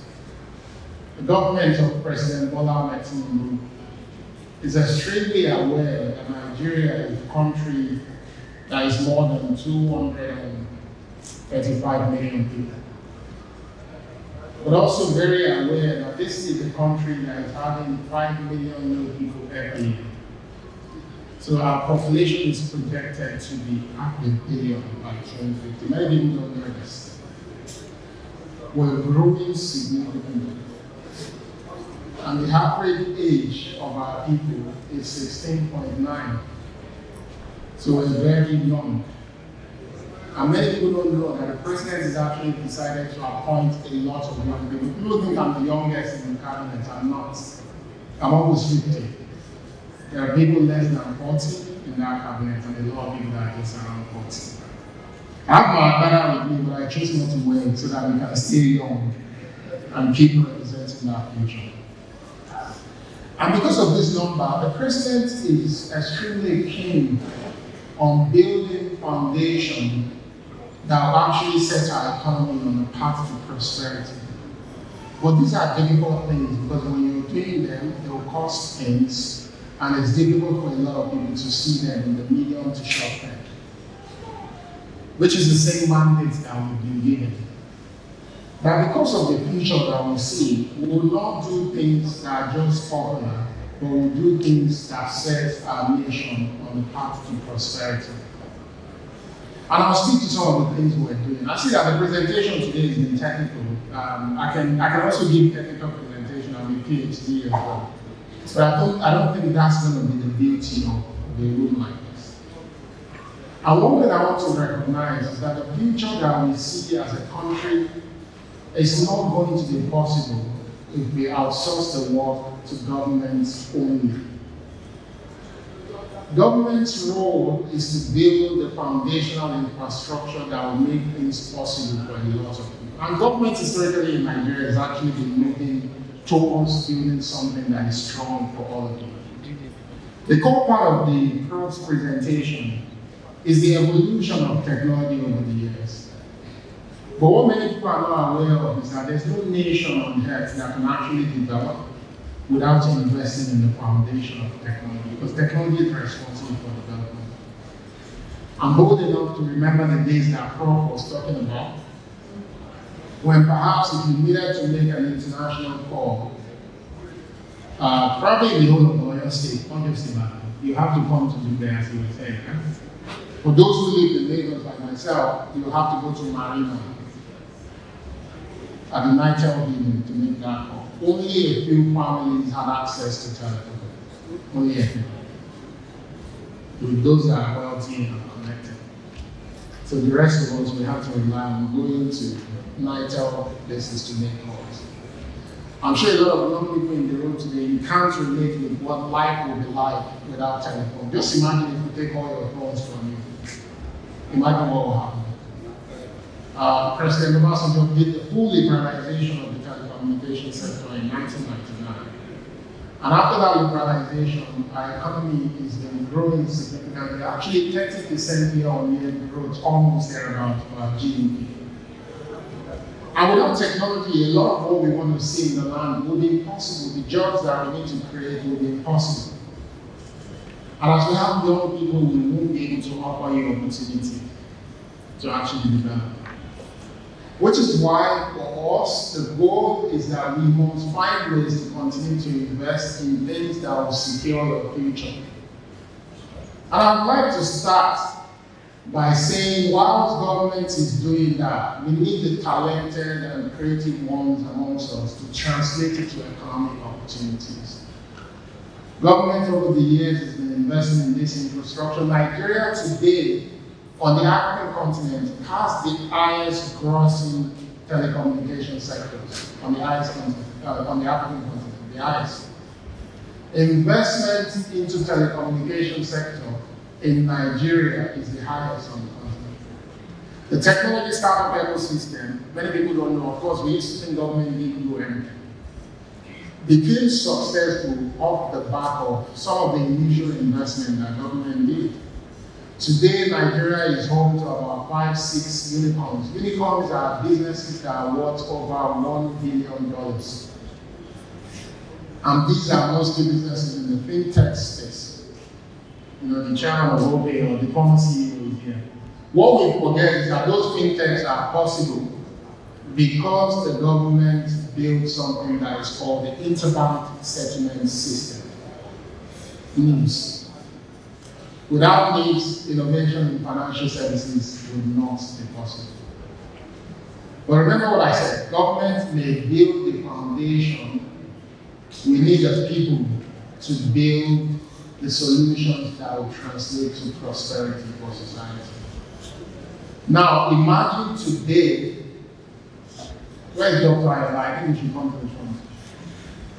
Imagine today if Dr. Ayala did not set up BRAIN. Do you think we'll all be gathered in Ibadan? Ibadan is quite popular, but the truth is conversations like this will be in Lagos or Abuja.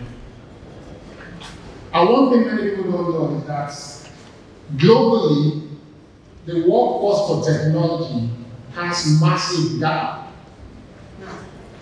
Technology is now central to everything that we do. But when you look at the developed countries, they're not giving birth to more kids and their population is aging. Which means for them to continue to support the development of their nation, they have to look to countries like ours for employees. The case I'm trying to make there is that this is someone with a PhD from a UK university who's decided not only to return to Nigeria, but return to Ibadan. And without him, Ibadan will not see what is happening today, no matter what the government does. So I think we should all stand up and do it.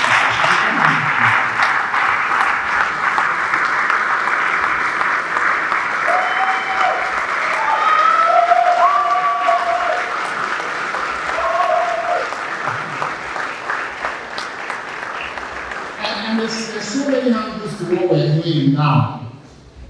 One is for us to get inspired, and we should keep standing until this part is done. Let's keep standing. We should all get inspired by what he has done, but we should also realize that the country that we desire can only happen when we all play our role in it. And that role should not just be about thinking of yourself alone. Because if he was being selfish, he won't be back here, I can assure you that. But his skill set, this man can be handled, even if he wants to work for a company, he can work for Google, for Microsoft, for any company in the world, and they will pay him millions of dollars. And his decision to return is not selfish. That's why he's returning. And that's what I came here to do. I can give you a technical presentation, but I won't do that. There are other technical people here. It's not easy to come from Abuja. I've been traveling. I just came back from Nigeria. I was meant to rest. I had to go to Lagos, stayed in Lagos, and drove down here just to support him.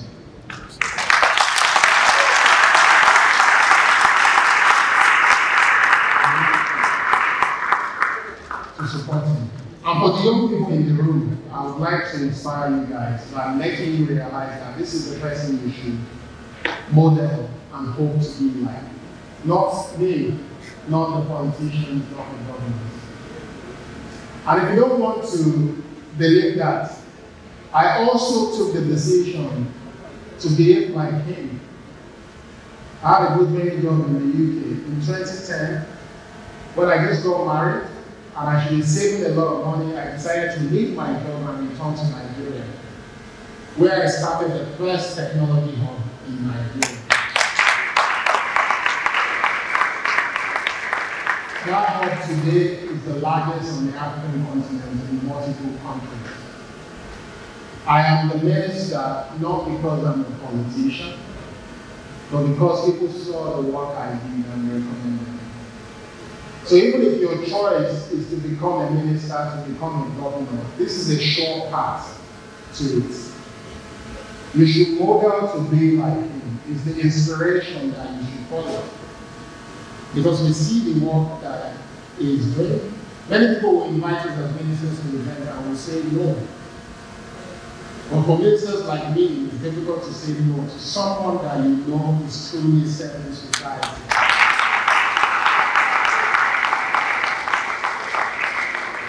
So the young people in the room, don't be discouraged. Nigeria is the future of the world. Africa is the future of the world. And this is not a political statement. The workforce of the world, you can go and read about it, will come from countries like ours. Government will try, but if you choose to understand that your future is bright, and you invest in yourself and you take inspiration from people like this, your future indeed will be bright. And I know we're all religious people, so whether you say it out openly or not, I want everyone in the room to say a word of prayer for Dr. Ayatollah. You know, in your mind, say it, that this is just the beginning, and they will put Ibadan on the map of the world, not just Nigeria, not just Africa. Thank you so much for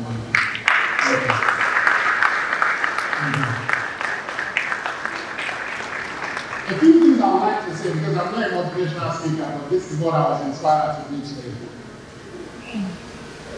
And for the young people in the room, I want you to be aware, pay attention to your environment. The people who become successful are people who are aware of what is happening in the world that they're part of. There's enough opportunities in this world for each and every one of us to be successful. Our world is going through a transformational change that no one can stop.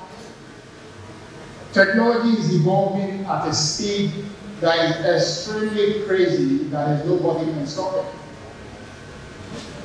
So if you do not pay attention to it and ensure that you're part of it, the future that you're positioning for, you struggle to be part of it. Many years ago, Dr. Ayala, people like us, saw the opportunity when many people didn't see it, and we positioned our careers in these areas. I'm sure when we started, I'm not sure what Mommy thought of. Whether you thought it was wasting its time, you should go and get a job, I'm not sure which one you believed in back then. But today, what is working on is the future of the world. And the easiest way to explain it to you is that a group of people have figured how to teach technology, machines, to think like humans. That's the simplest way to explain it to you. We've been able to figure out how to teach machines to think like humans. And the reason we're able to do that is that everything that we know is been documented. Because it's been documented, we've converted it into data that we've now fed machines. So machines can think better, faster than humans can today. And that may sound scary, but the truth is that it's an opportunity as well. A lot of people know, the easiest one for you to know today is that if you're someone like me, for instance, machines can write my speech faster in 1 minute than anyone can do. Machines can write letters accurately, if you prompt it very well, than anybody can do. The implication of that for our world is that we have the opportunity to be a lot more productive. In agriculture, if we apply the kind of technology that people are training and building, our agriculture sector can be a lot more productive. We can generate more opportunities. In education, if we use artificial intelligence, we can help kids to learn better. In public health, if we use AI, we can better understand a lot of the diseases that are causing problems for us and know how to handle them. So this is already changing the world we live in. And as government, we recognize that we must also position for the same. Which is why when I was appointed, the first thing I did was to start a 3-entity program that is meant to train 3 million young people in Nigeria to be part of the technology ecosystem. Our goal is that if we're able to do this effectively, that gap that we've seen, we can give these 3 million people the opportunity to be part of it. They can create opportunities for themselves, for their family members, and for their country. And perhaps many more of them will become Dr. Ayala. You should give me one.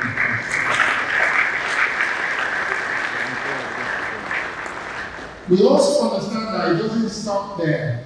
Your ability to be able to participate in this global digital economy is strongly tied to your access to meaningful quality connectivity. Internet, as we all know it, if it's too expensive, if it's not good enough, you're not going to benefit from it. And we realize the solution is not what we have now, which is through your phones alone. If we continue to limit you to accessing internet on your phone, you will never be able to get the quality that you desire. And it will always be expensive. I'm sure most of you know that they're going to increase the cost of tariff. Left to the government, if we can't, we will not allow it to happen. But if we do insist that it don't increase, the quality that you get will continue to go down. Because those companies have to keep investing in new equipment every day. Because the technologies are changing.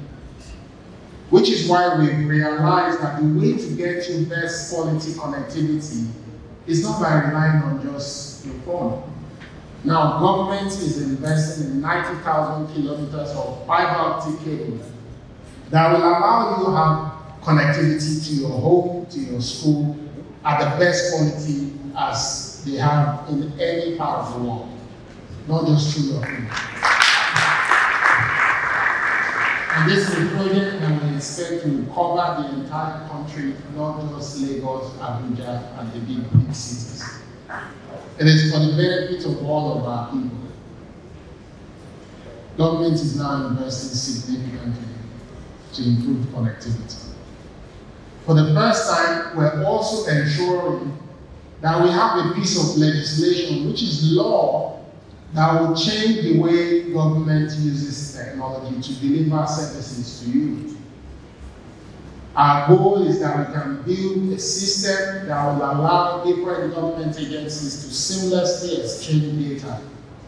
Because imagine if Ministry of Education can automatically share data with Ministry of Health, with Ministry of Agriculture, with welfare. It will change the way government services are delivered. But it will also allow private companies to better understand our country and be able to deliver services to you as well. This is also something that we're doing. In addition to this, our government is investing heavily in supporting people like Dr. Ayola. For instance, in artificial intelligence, we started a program that has now created a strategy for how Nigeria will approach artificial intelligence. Dr. Ayola spent about a week in Abuja with us. And we brought other people from across the world like him. He came back.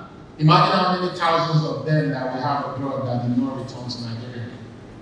So what we did was we looked for the best of them, about 100 of them, and we paid for them to join us. And Dr. Ayola and other local ones also joined us to craft our strategy.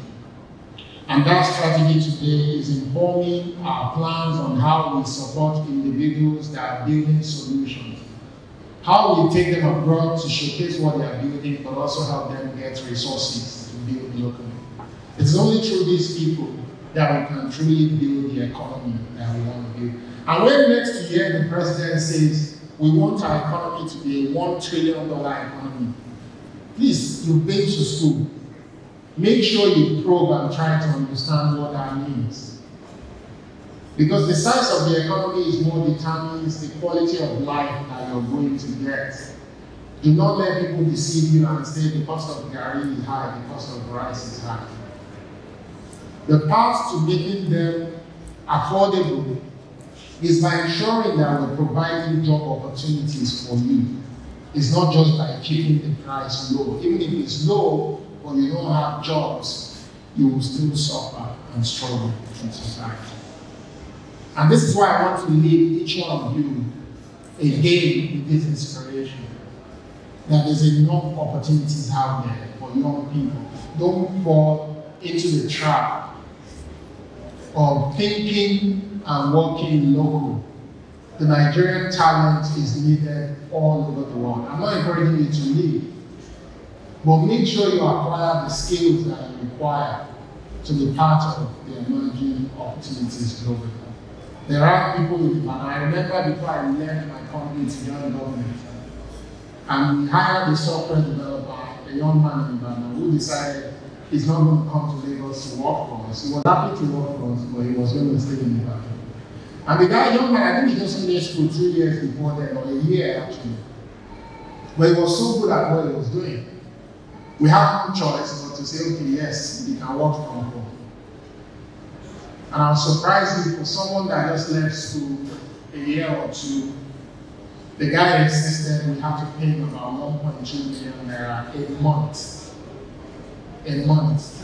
1 year after university. The young man was still in Ibadan. He worked for us for probably 12 months. And he said he was not doing it again. Because they had bigger opportunities. Of course, I discourage people from doing multiple jobs, but I can tell you that we knew that while he was working for us, he had other things he was also doing. Imagine even with the economy today, someone in this town earning 1.2. How many of our parents are earning 1.2 million in a month? How many? That's the kind of opportunity that you have. So if you're a young person, don't get involved in that story of where is expensive, this one is expensive. The money that is out there for you to make is tremendous. Without fraud, all you need to do is focus, learn, join places like Brain, practice what you've learned, take your time, make sure that you can actually deliver on what you promise. Fraud is not even the best thing for you to do these days. Don't look at all those fraudulent people and think you can model your life against them. There's always a point in life when you cannot go. Dr. Ayala can go anywhere in the world. I'm sure he travels all the time to conferences. Those people cannot go. They can be big men and you know, as we say, they pepper people locally with their wealth, but they are nobody. Yeah, their village people can give them cheap fancy titles. But in the scheme of things, they're not recognized amongst people that are important globally. The Bible is not your top. The world is your top. The world is your top. And as I finish, I pray that Dr. Alan, the Lord will continue to back you and support you. That you become even a bigger inspiration for Ibadan and the rest of Africa and the world. So thank you all so much for listening. Thank you.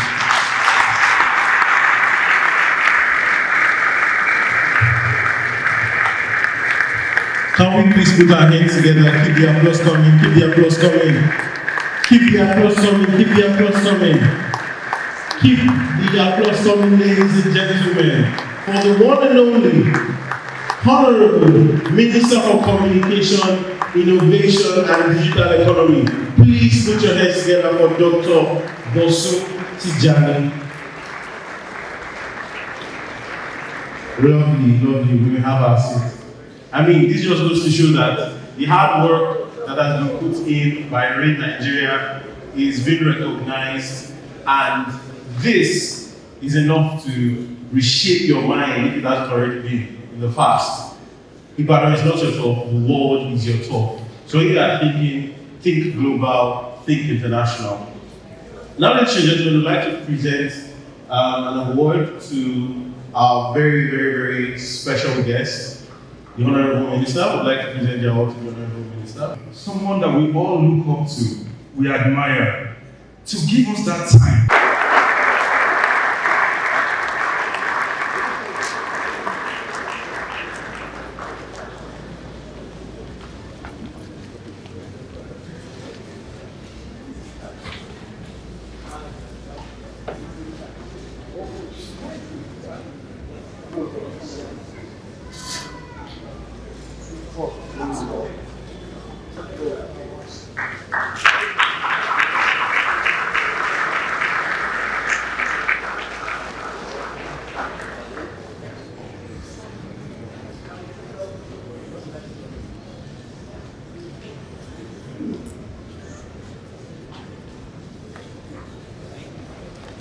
Now we're calling up next to receive an award, a very, very special individual. I would choose to say that she's one of the primary reasons we're here today. With a resounding applause, join me as a special welcome to this stage, the mother of the initiator, this innovative work. Put your hands together for justice.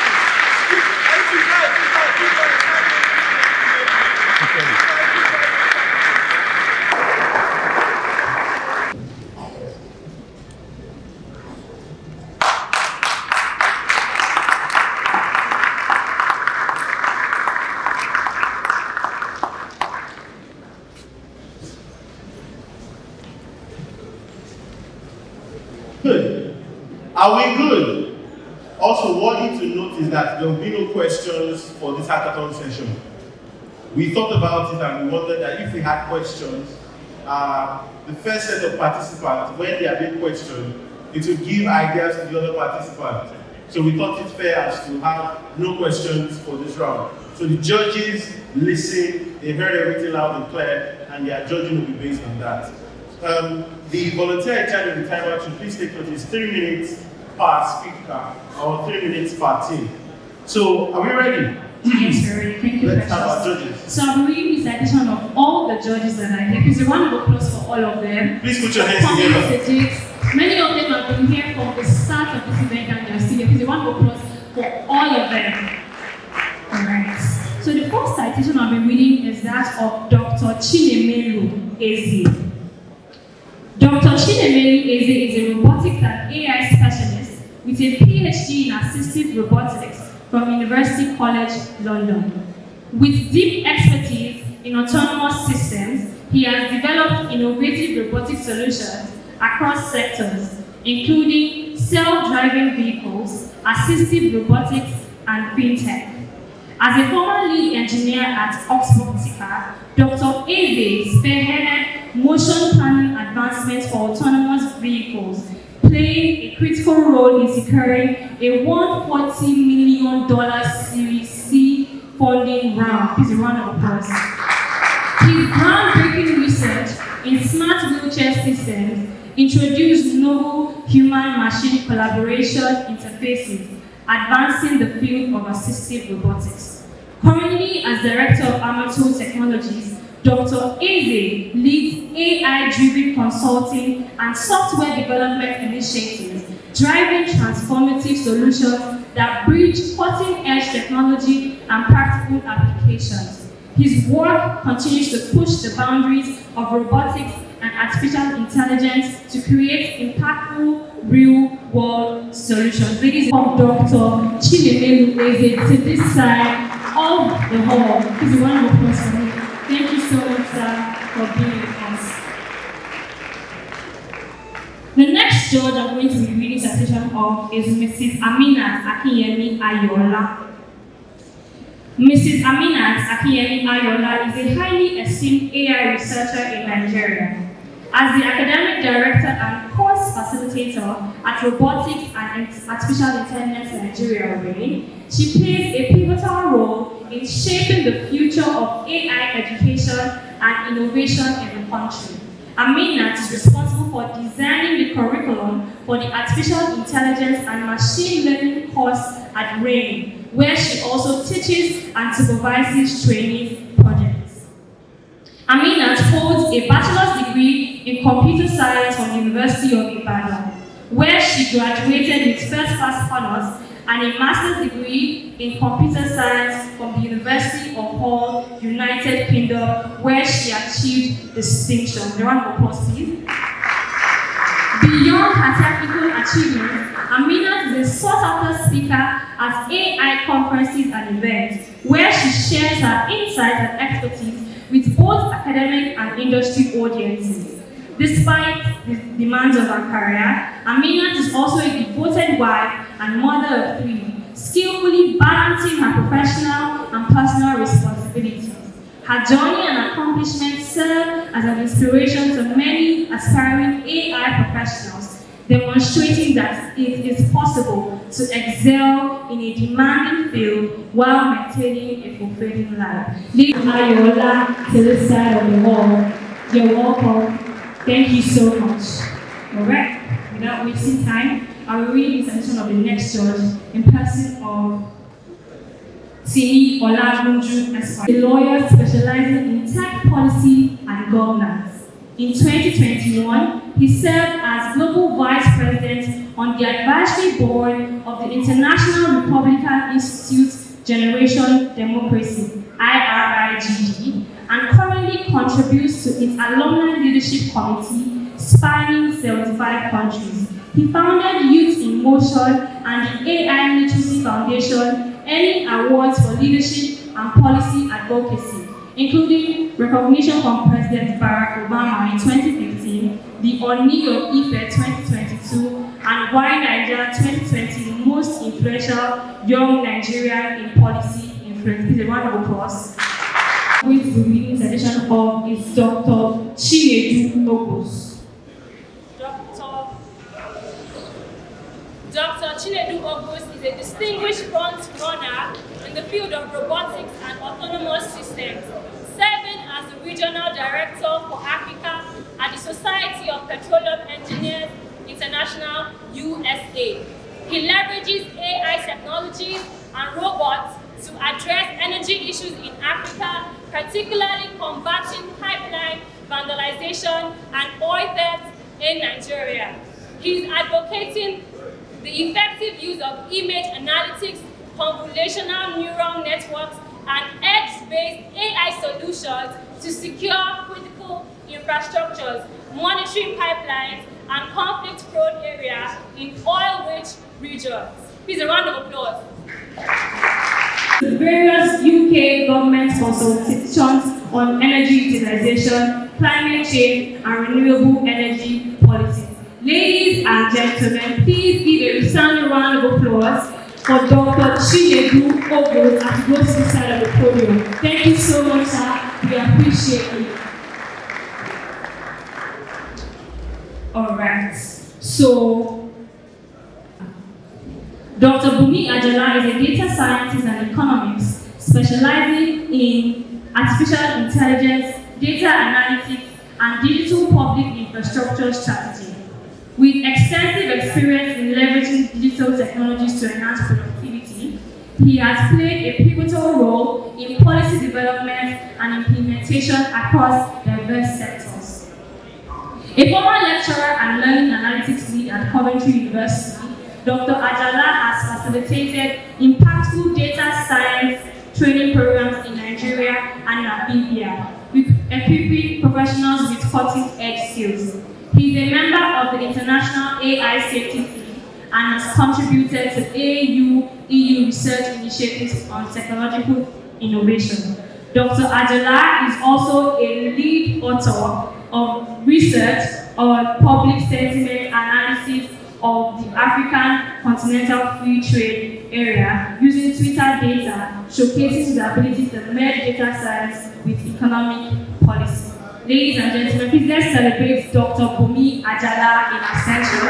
He was supposed to be here, but due to unforeseen circumstances, he is not here. Before we start, we have to hear from one of our judges come explain the modalities of this competition. So basically what that means is, how will these contestants be judged? What will they be judged based on? So that we can understand the thought process of our judges.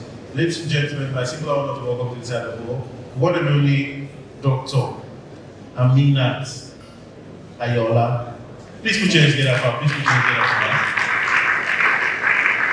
together. So the Brain Hackathon is all about creating an innovative solution that uses AI and robotics in some sectors like food security, national security, healthcare, e-commerce, or special education. So this hackathon has been going on for months, and today we're having the grand finale. And we're going to be scoring the contestants using 5 key areas. So one of them is the technical implementation, which actually has a score of 30%. So we want to look at the functionality of their idea, whether their prototype works effectively. We'll also be looking at the technical complexity, what level of AI and robotics was actually integrated in the solution. Then we'll also be looking at another important criteria, which is basically creativity and innovation. And that has a score of 25%. So we want to look at originality. Are they trying to reinvent the wheel, or are they bringing something like a unique solution using AI and robotics into what already exists? Then also want to look at it that it solves a problem. So does it address challenges in these areas we have talked about? That's the food security, the national security, healthcare, e-commerce, or special education. Then also want to look at market viability. Like want to look at it whether it is there's a clear, practical, and scalable business model for this solution to grow, and also is it sustainable? We also want to look at the potential to be able to bring about revenue. So we want to look at it whether they have a sustainable and realistic financial plan.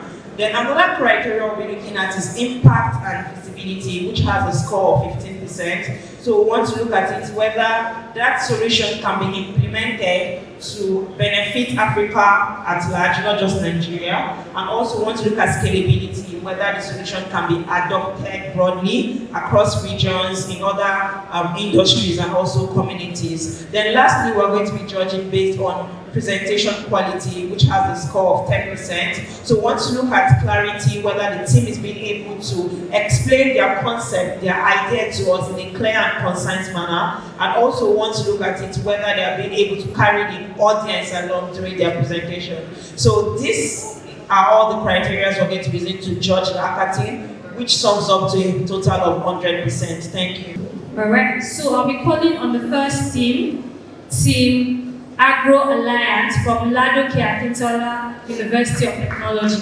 Please, a round of applause as they step forward with their presentation. Please, a round of applause for them.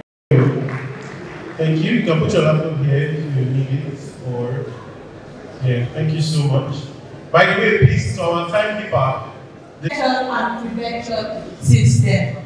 Now, what is the problem that brought about our solution?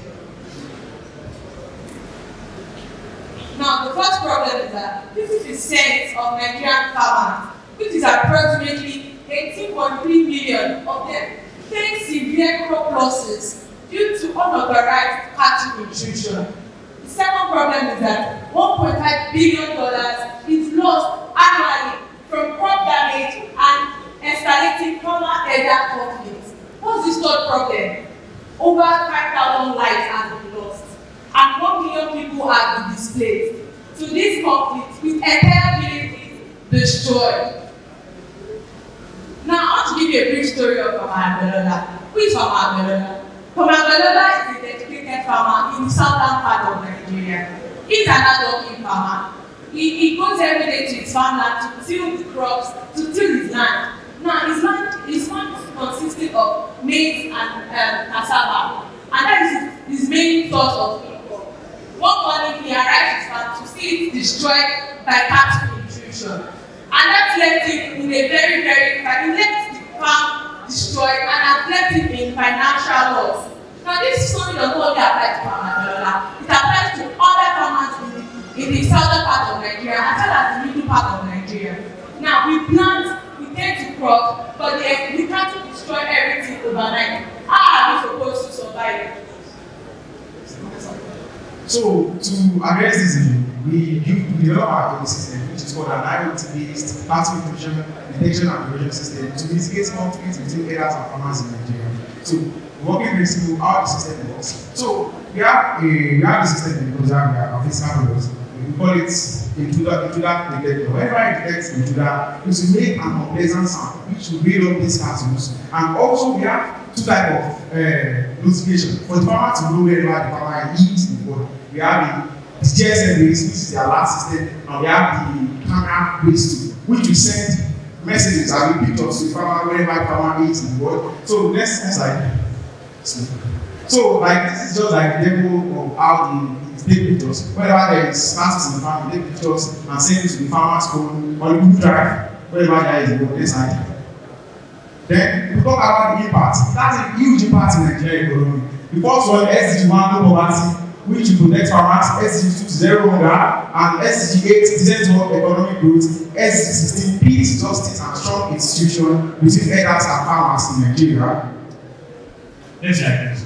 And for our market opportunity, for our target addressable market is about $23.75 billion. Like she said, over 34 million farmers are being affected by Nigeria. But our serviceable addressable market is around $11.85 billion, which is 50% of the market of the farmers are currently affected by this. But we know that in our first stage of development, our service obligable market is around 107 million. Then what's our competitive advantage?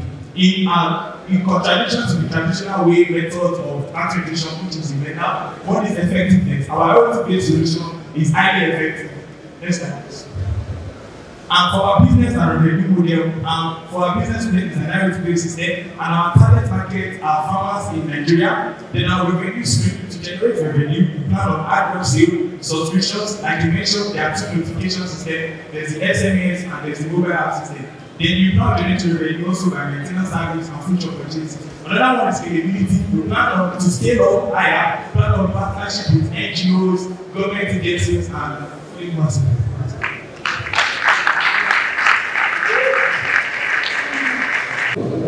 So please, let's know the timer is there. I don't want to come and embarrass anybody. So please, once you see the timer and the time is up, please wrap it up and let's move on to the next. Alright, so that was Team Agro Alliance from Lautech. We are going on to the next team. Please, can we keep our voices down?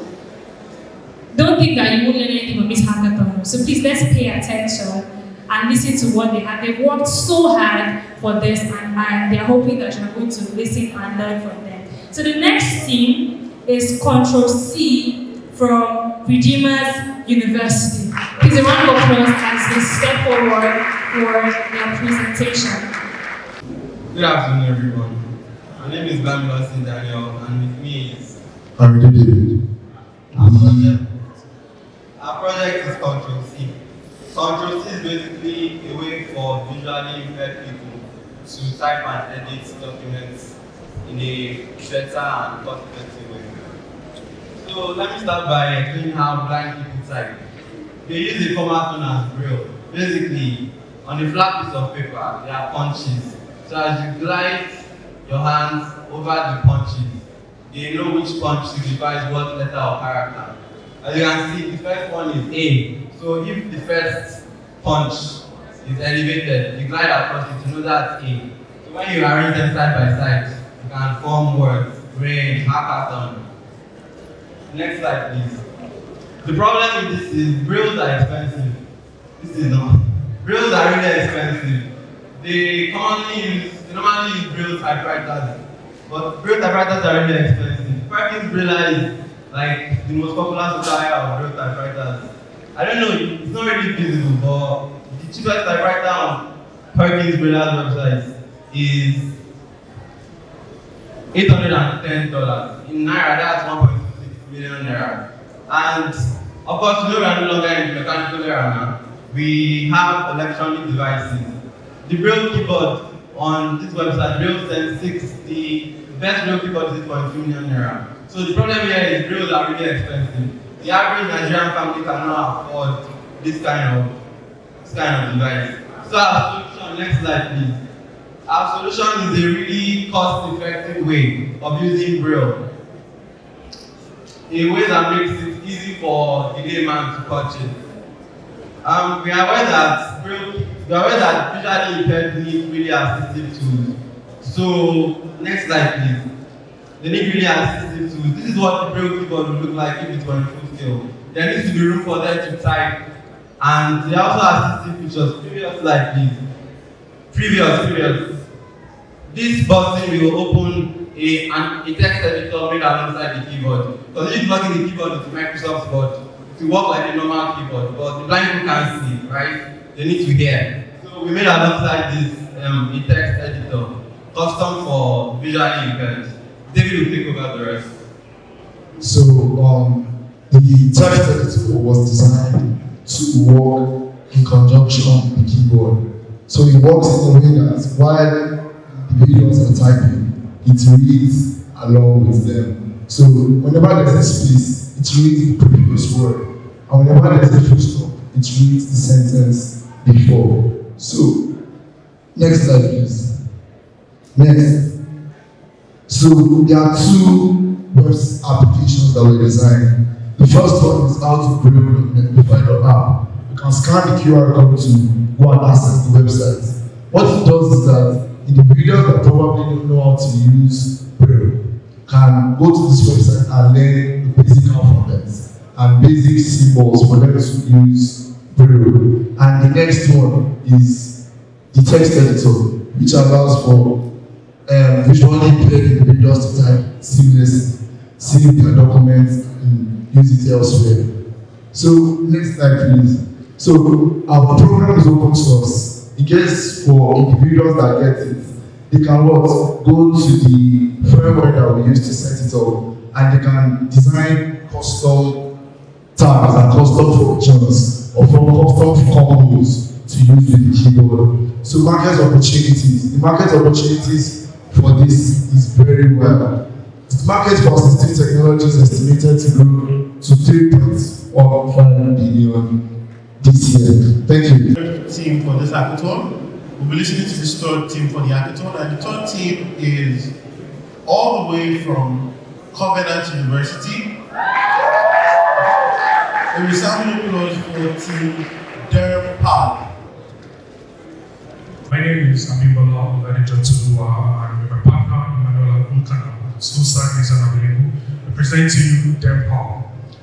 So let me introduce you to the story. The story of a girl who, for the past 10 to 15 years, had gone through acne issues. She tried every remedy she could think of: YouTube, Instagram, TikTok, any other social media you can think of, but to no avail, nothing to work out. Such situation cause spots and severe physical injuries. And like the person who's talking about, 85% of individuals globally suffer from such situations. And many Nigerians who are going through this lack access to specialized dermatologists to help them go through it. Next slide, please. And without problem in mind, I give you a solution: Denpal. Denpal is your friendly AI skincare assistant, able to take in your image of your pictures or such that you could upload. After which, next slide, please. After upload your image, take a picture of the skin irritation or the skin issue. Analysis is going on at the back end, and from there you can get skincare recommendations tuned to your specific issue. So I call upon my next partner. Good day, I'm Celestina. I'm here to talk about the technical overview. So our solution Denpal uses convolutional neural network CNN and specifically VGG19, which is the pre-trained model that we fine-tuned with data sets from Kaggle and some data sets we got from our fellow students, images to be classified. Thank you so much, Mehdi. Next slide. Next slide. So the target audience for this beautiful innovation are teens and young adults between the age of 10 to 35, and for people in underserved areas in Nigeria without access to dermatology. See the dermatologist. Resounding applause for Team Feedback Agri Hub. Put your hands together. Put your hands together. Yes. Institutional partnerships and collaborations, referral programs, as well as industry events. And we are looking to onboard 25,000 customers by Q4 of 2025. Next slide, please. So far, our milestones, we've received $50,000 in credits from Microsoft Founders Hub, and also we are integrating on the Agora blockchain. And by Q2 of 2026, we are expanding into Ghana and Kenya. And so far, we also have about 250 wait lists, 250 sign-ups on our wait list, and our mobile application will be launched by Monday next week. Next slide. Our financial projections and revenue model will make money from transaction fees capped at 7%, and advertising and sponsorship, as well as consulting services. And we're looking at $100,000 in revenue by Q4 of 2025. $100,000 in revenue. Next slide, please. Of course, we are not the only players in the market. Of crafted a niche that differentiates us from other players in the market. We are a multilingual, blockchain-powered agro-marketplace that connects and rewards African farmers, aggregators, and consumers from farm to table. We've also integrated AI crop and livestock diagnosis to give the farmers insights on the condition of their crops as well as their livestock.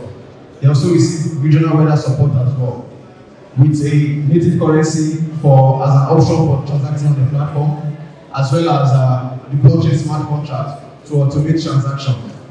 The next slide. So how it works, let's say you buy a basket of tomato and you want to understand the origin of the basket of tomato. Our blockchain-powered marketplace serves as the diary where you get the origin of how the tomato came about from farm to table. The next slide. So as regards to the SDGs, we are focused on SDG 2, 12, and 13, and you can find us on the various social medias here. Next slide, please. So I and my team will bring in over 3 decades of experience to transform Nigeria and African agricultural landscape. Myself, the founder, with over 7 years of experience in Web3 and finance and agriculture as well. Our lead UI designer, Afsop Pasha, as well as our data scientist and our product marketer, Oluwatobi Joseph. Next slide, please. Thank you. Please put your hands together for Hydro Sentinel.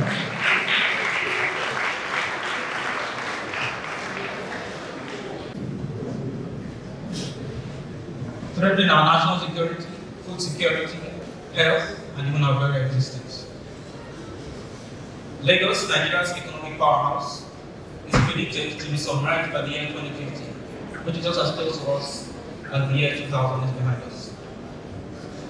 Last year, over 300 lives were lost, 1.2 million displaced, and billions of dollars were recorded in damages in Nigeria as a result of flooding. As the largest AI, we are targeting the root causes of this problem, which are limited real-time flood information, inadequate localized data, and delayed warnings and inaccurate predictions. Our solution is an integrated system, an intelligent system that notifies users of upcoming fraud threats, disaster management tips, and flood flood predictions. We use real-time data from satellite, radars, and national weather stations to predict flood threats and notify users of upcoming flooding threats. Our mobile app also provides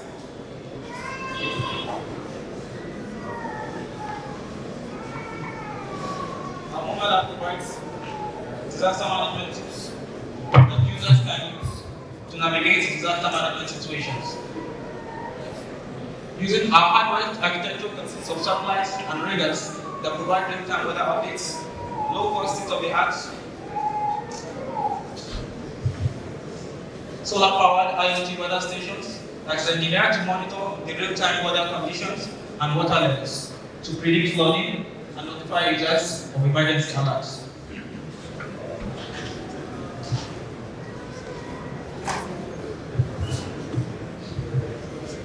The team behind this project has been an individual with persistence and resilience that has the drive to change Africa for the better. Supported by industry advisors with over 50 years of combined experience.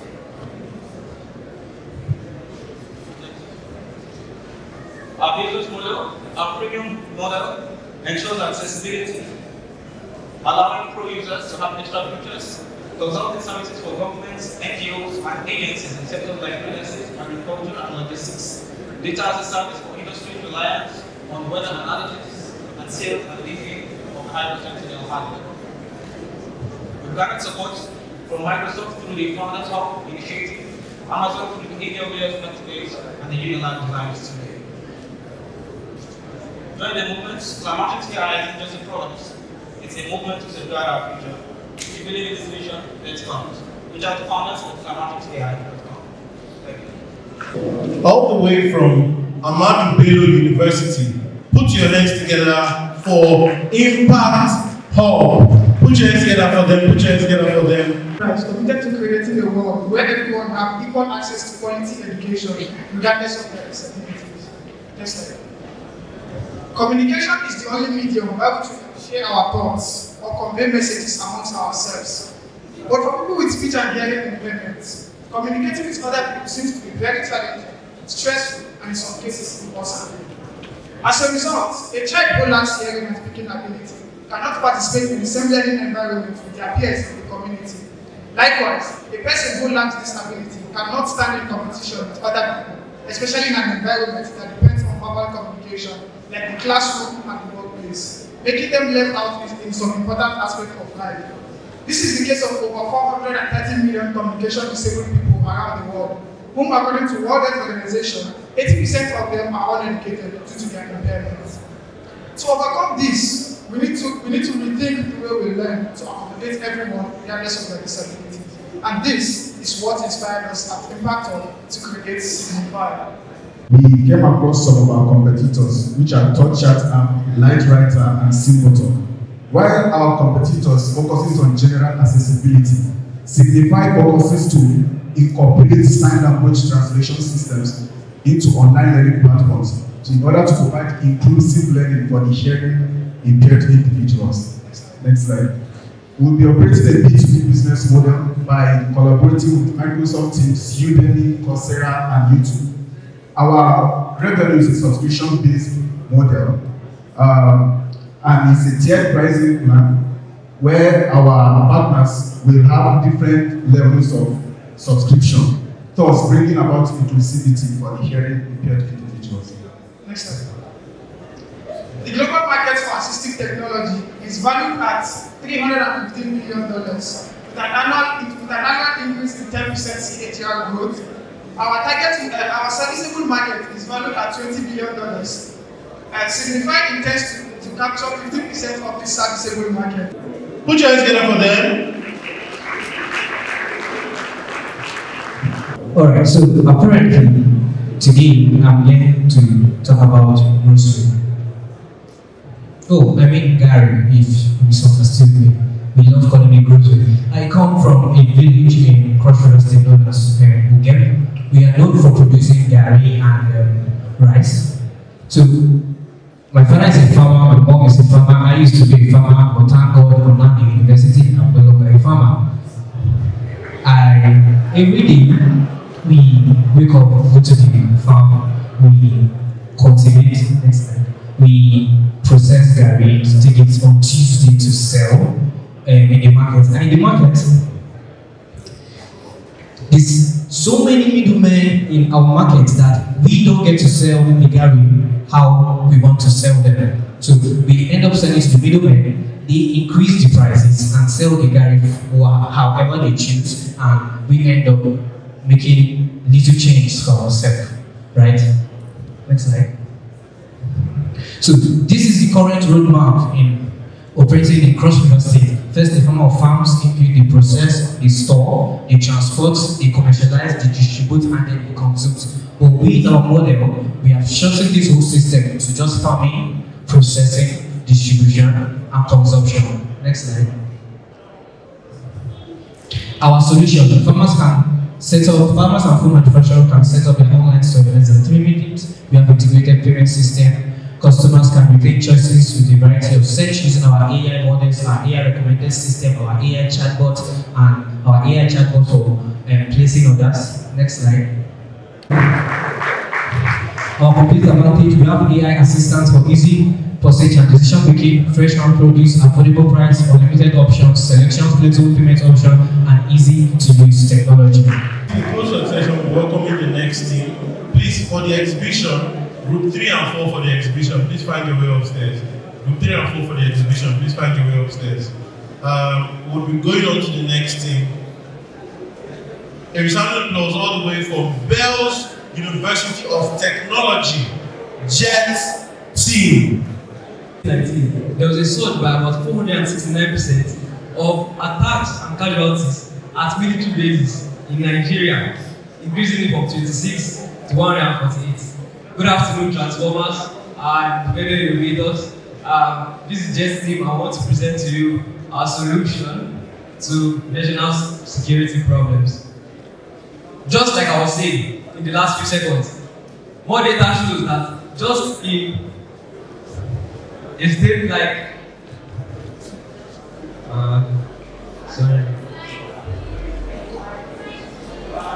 in the north, basically, there has been high rise in insurgencies, and there are so many casualties. I'm forgetting the first state, forgive me, but about 32,255 casualties. This data may seem boring, right? Until we bring it home, like these casualties actually mean injuries and deaths of actual human beings. Talk about family, like it's somebody's father, it's someone's mother, somebody's child that was on a journey and got adopted, and then you get a call from abductors, you don't know where they are.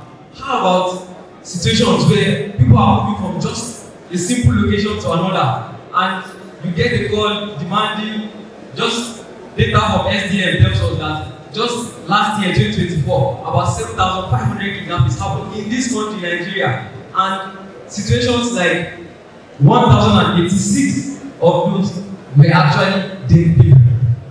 What if it's someone's fiancé and they're about to marry? Just to compare my data, how many of us are actually comfortable with traveling to the north by road?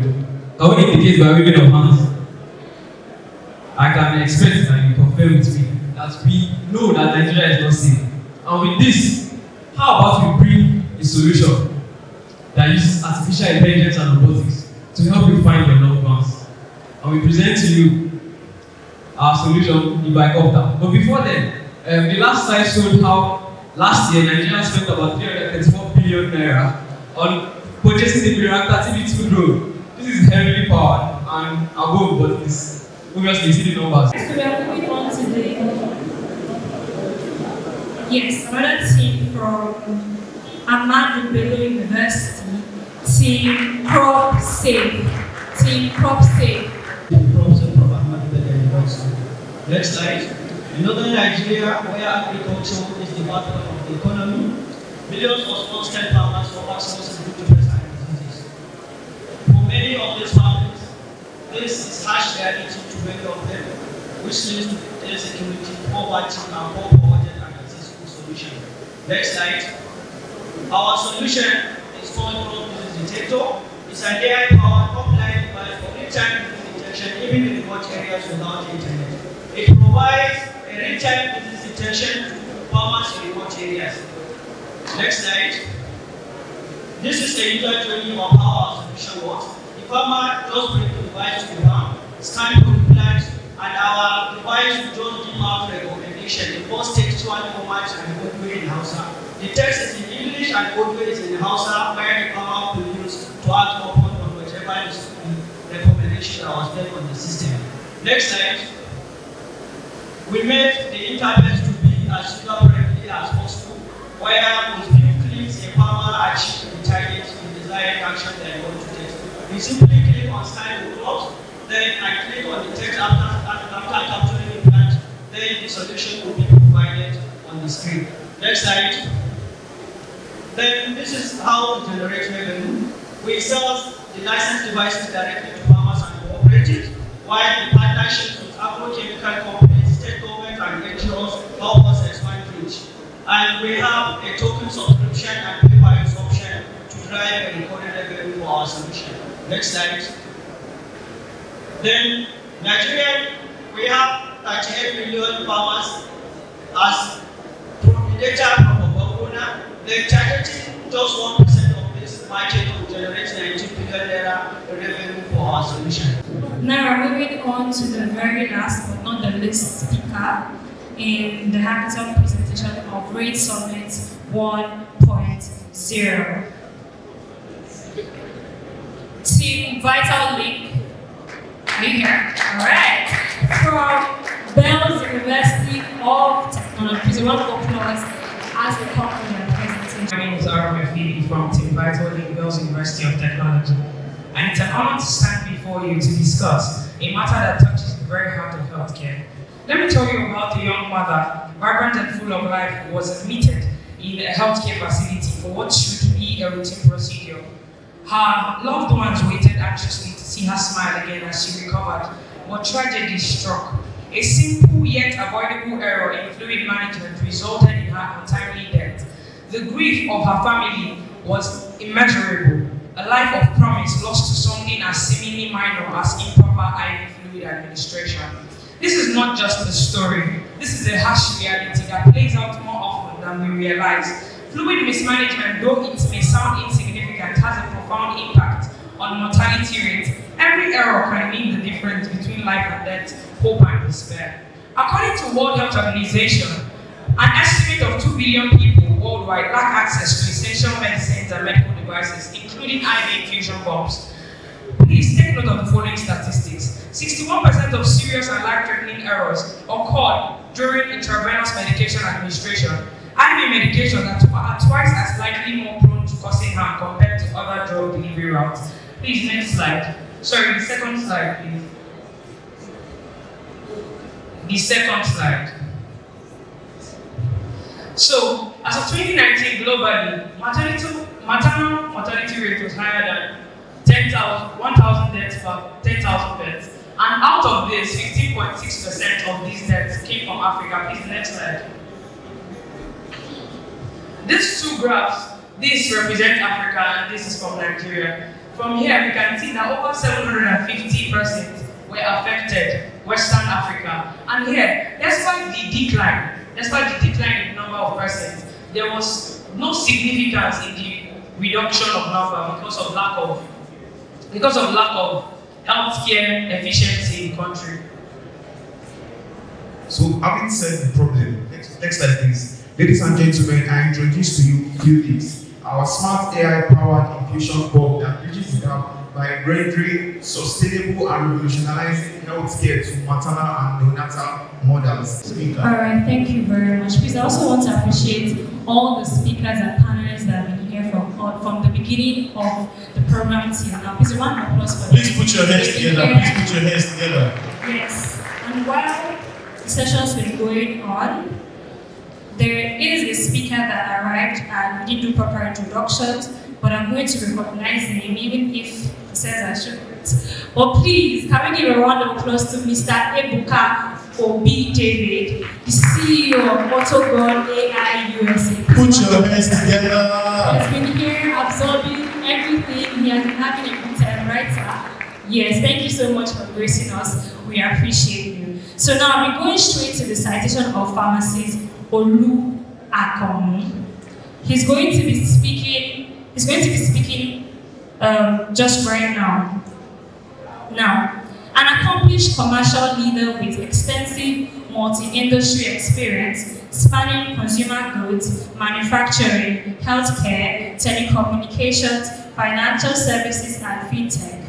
Known for a proven track record of driving growth and delivering strategic leadership at executive and board levels, Pharmacist Akomu has consistently demonstrated exceptional adaptability and innovation across diverse industries. As president and co-CEO of OPay Nigeria, one of Nigeria's largest fintech platforms with a unicorn valuation, he spearheaded strategic initiatives that scaled the business and solidified its leadership in the financial technology space. A round of applause, please. How many of us use OPay? How many of us use OPay? My 2 hands. All right. Pharmacist Akomu also served as Executive Director of Retail Banking at First City Monument Bank and as Managing Director, CEO of Retail Banking at Bank PHB, where he successfully led transformational growth initiatives. Put your hands together. Put your hands together. For the start of this program. Thank you so much, sir. Well done, sir. Thank you so much, sir. Being here is very personal for me. I was born very closely in Kedu. And when I saw the notice, it became something more personal to me here. I was born in Kedu, but grew up properly at Apata Udon. I went to ISIS when I was still council in Apata. I went to Nagiri Grammar School, Abuja, before going to the So, this home, when we see tech, just like the Ladito mentioned, once the tech is happening in Ghana, it becomes a personal thing you want to carry on the head. Start off to scale up 12 strategies for building resilient tech businesses. 12 things which you can relate to what you do. Number 1 is that you should solve real and tangible customer problems. These lessons from fintech. Businesses that have scaled are those that solve real and tangible customer problems. I'm very happy with some of the presentation. Next slide. Number 1, yes. Solve real and tangible customer problems. The presentation we've seen, I commend all of you. Many of them are solving real, tangible problems. The purpose of engineering, I'm not an engineer, I'm on the business side. And people like us, what we try to do is to ask questions. What problem does this solve? The purpose of engineering or science is not to enjoy it by the scientists, it's to fix and solve socio-economic problems. So you are successful as the business problem you are trying to solve. You all know the metaphor, the analogy of the vitamin and the painkiller. I'm sure we've had it before. Businesses that are successful are painkillers. The painkiller solution provider. Number 2, in terms of lessons from fintech, is that, next slide, lesson 2, solve problems that are big with potential to scale into large markets. So it's not just about your solution being a painkiller what is the size of the opportunity you are trying to solve. Now, something here is that a big player in a large market will do far better than an A player in a small market. You are as good as the size of the market that you are targeting.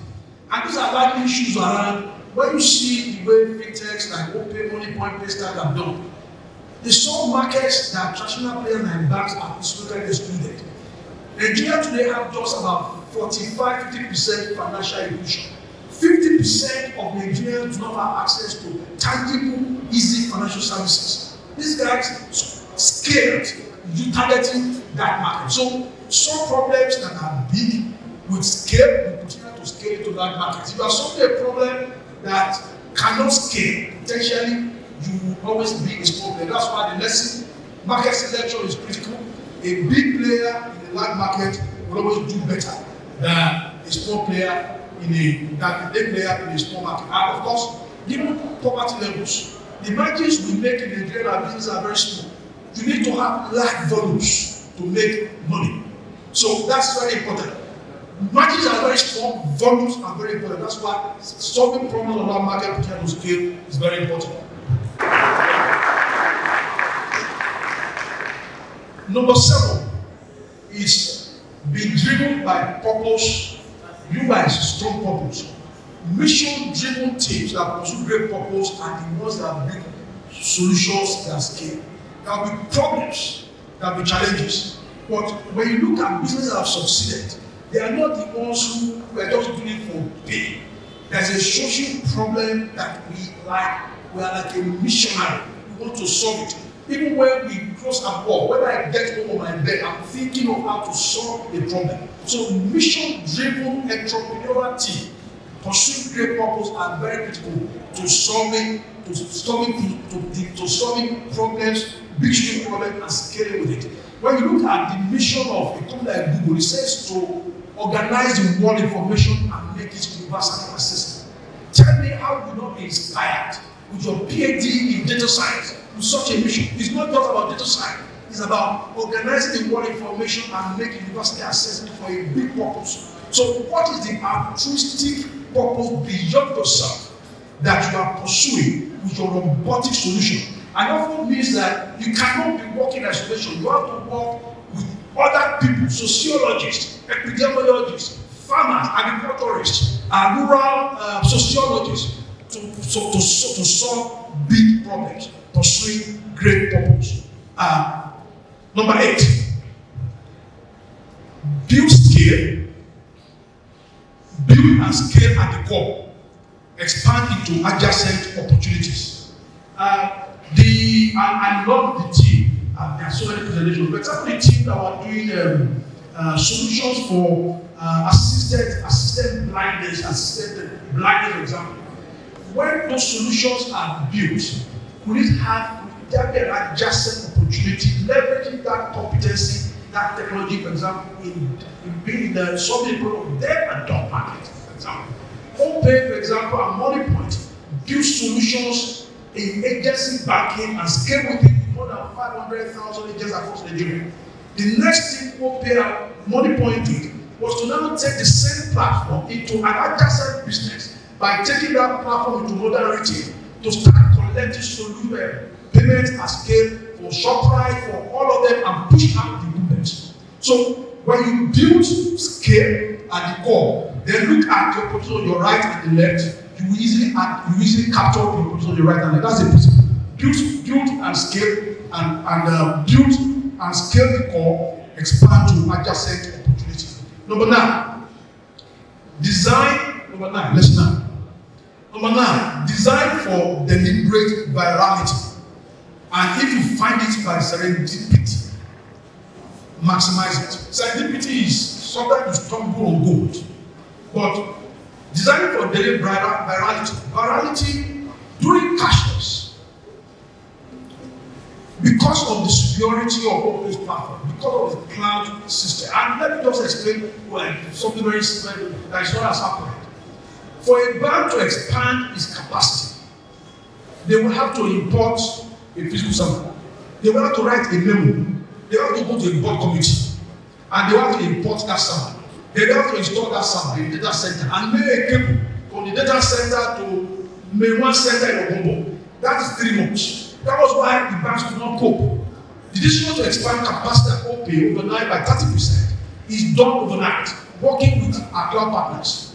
When you look at the node, 30% capacity, you know that you need to increase capacity by 30% next day. By the time we are working on the next day, working with our cloud partners, the solutions are there. Now, what that delivered was a superior customer experience such that traders doing cashless who wanted to receive money were telling their own customers, go on OPay so that you can pay easily. When I have OPay and I needed to pay, I was telling my trader, he also said to me, get OPay so that I can pay easily. And that was how OPay became viral. Between December 2022 and January and July 2022 and May 2023, OPay grew its customer base 3 times to 10 million monthly active customers, equal to this monthly active customer base of the biggest banks in the United States around a long time. So the principle there is virality is important for scaling. Design it into your system. And virality is the principle where the value that a user gets increases and amplifies the more they are users of his time, so that he has the motivation to self-recruit for you, like OPay Express doing cashless. Can you design a solution in which the customer is motivated to recruit for you and generate your own virality and scale in your business? Number 10, build trustworthy and cyber-secure transaction platform.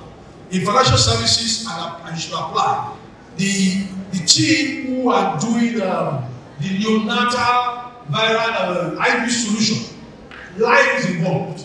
Make sure it works. If it is trusted, trust comes on the bicycle. It takes time, but you can stay on the Ferrari.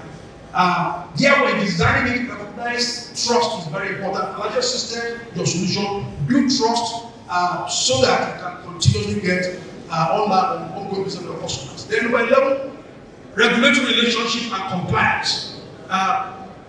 We learned in financial services, you cannot ignore regulation.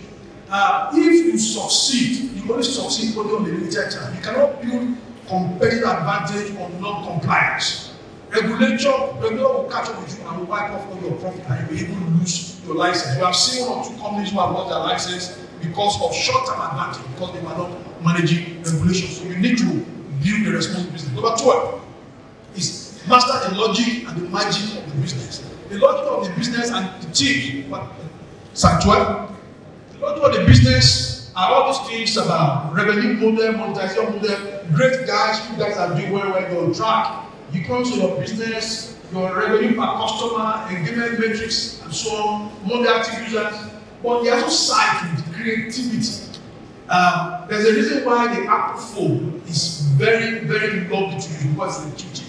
Your design thinking, intuitive design, user experience, understanding customer journey, and all those things are very important. Great businesses are those that are standing on the 2 legs of logic and magic. Sound, quantitative thinking, and solid creative thinking to scale your business. We can go into many more. I thought I should leave it there so that we can ask questions. Thank you very much, ladies and gentlemen.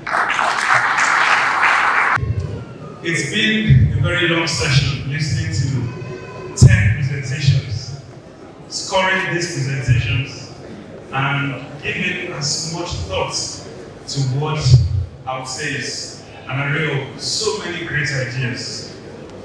The judges did a great job assessing several criteria, and we have seen the result, and it's wonderful. Well, before we even go to the next session, and then of course to get the review from the judges, after which we would announce the winners, I would like to recognize and present this award to the judges. The first is Dr. Chinedu Ogus, all the way from Port Harcourt.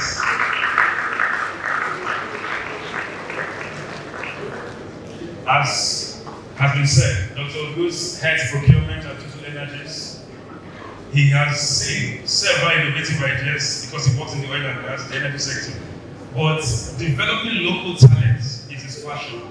And we thought, let's bring him as a judge, someone from the industry, to assess the quality of ideas and see if it flies. Imagine you are a winner at today's hackathon. Just go to him and say, you can deliver this and that to your company. He also heads robotics and autonomous systems at SPE, Society of Precision Engineering International. So he's in a position to support as many young people who will to him later during the review of the observations. On behalf of Robotics and Artificial Intelligence in Nigeria, in appreciation of the immense knowledge and experience you've shared at the Red Summit 1.0, it's my pleasure to present this award to you, sir.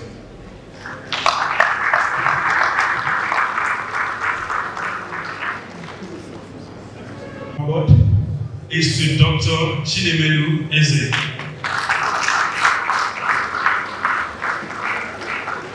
Dr. Chinemelu Eze is a robotics software engineer.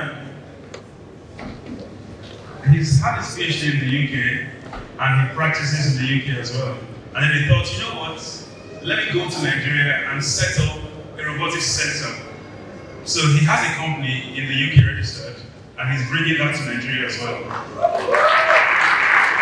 Even though he's based in Abuja, he said, you know what? I'm going to show support to the tech community in Ibadan and of course, in general, to the Southwest. And it's our pleasure to really have him with us, sharing. He's going to give us a review of what he's seen. He's going to share some light in some of the presentations. On behalf of Robotics and Artificial Intelligence Nigeria, in appreciation of the immense knowledge and experience you've shared at the Red Summit 1.0, it's my pleasure to present to you this award of appreciation. Okay. You have to remove those glasses. The next award is to the Director of Academics at Robotics and Artificial Intelligence Nigeria. Mrs. Amina Sayola, please. She happens to be my wife. And this morning, when we were supposed to have the national anthem, I'm still going to find out the nationality of the audio guy. He was playing the old anthem, or should I say the new toned old anthem. And we're like, this is not the anthem. So he doesn't have a new anthem. Ha! All of a sudden, I remember when we were practicing the national anthem, right? Because at Ray, we like to make sure all our projects are built to help Nigeria grow. And so we forced that idea of truth patriotism. So I didn't know she had come into that extent. But anyway, she's been from UI, so we will come a lot. She is an artificial intelligence developer and also a UK trained. She studied at the University of Hull and she is practicing. She leads our AI research. So, on behalf of Robotics and Artificial Intelligence Nigeria, I present this award of appreciation to you in appreciation of the immense knowledge and experience you've shared at the Red Summit 1.0. Thank you very much.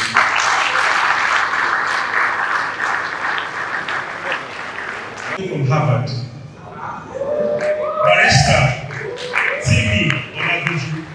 Round of applause. Barrister Timi. There's a lot. Some of you already know him anyway.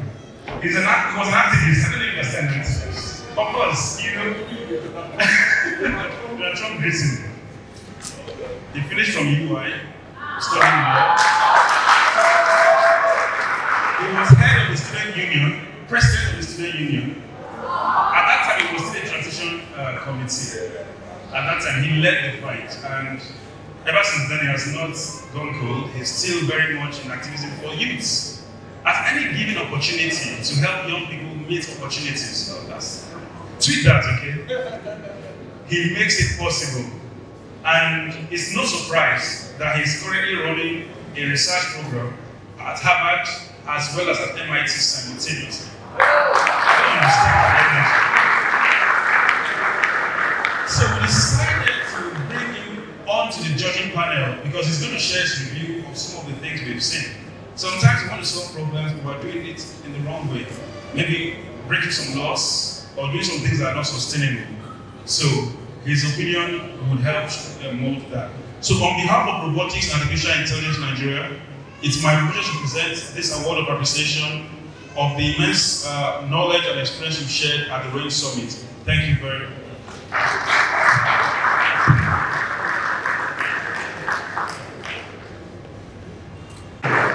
The third prize, and all these prizes I mentioned, they are the base prizes. So Dr. Ogus is here.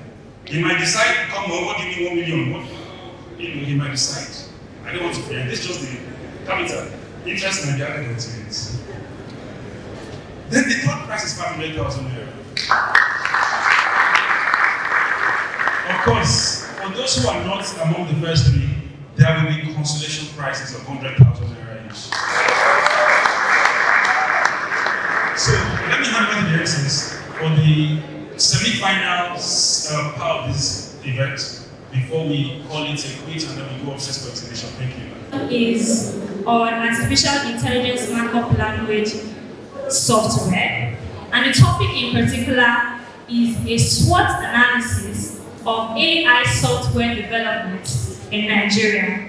A SWOT analysis of AI software development in Nigeria. And to moderate this session is an amazing person who has been here from the start of the program. Please a round of applause for him before I introduce him. He has been here.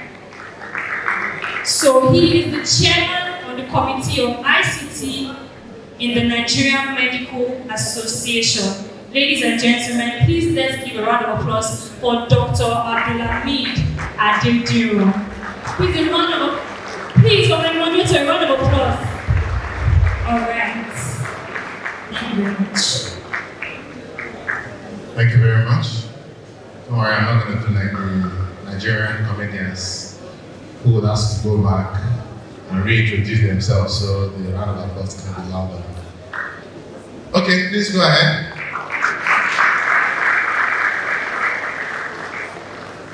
Thank you very much. So I know our time is fast spent, so we'll just bring up the panelists. It's a rich panel, and I'd like to bring up stage the first person who also has been here. He's been introduced earlier on, but I'll just read a brief of the citation. Please welcome to the stage a man who is a tech enthusiast and entrepreneur, passionately dedicated to driving innovation and positive change across Africa. He's the founder and CEO of Autogon AI, where he pioneered the first African no-code AI infrastructure, democratizing AI adoption for businesses and creative professionals. Through Autogon AI, he has broken down technical barriers, ensuring AI accessibility for all. Distinguished ladies and gentlemen, I'm talking about no one other than the man who is armed with an MSc in computer science and a relentless passion for research and development. He continuously pushes the boundaries of technology. His expertise spans AI engineering, intelligent automation, and other cutting-edge innovations that have impacted industries such as finance and health. Please welcome, and I guess he's seated already, Obi Ebuka David.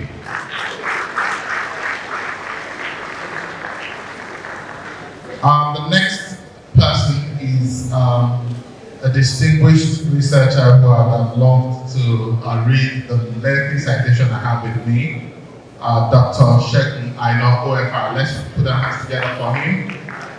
But he's here physically represented by Dr. Femi Oyenuga, who is a director at Mainbridge and a former director at NGX.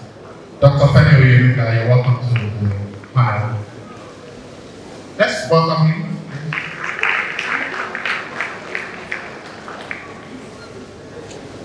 And then finally, on this panel, I'd like to invite a man who is a visionary leader in Africa's emerging technologies ecosystem, driving innovation and digital transformation across the continent.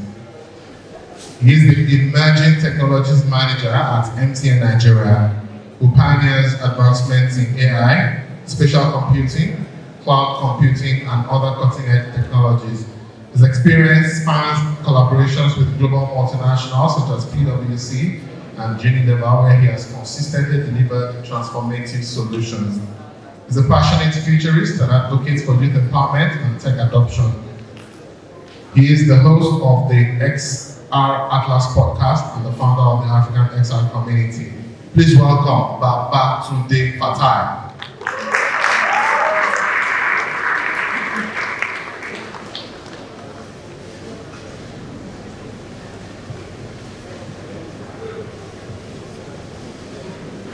Okay, I think I'm better here, right?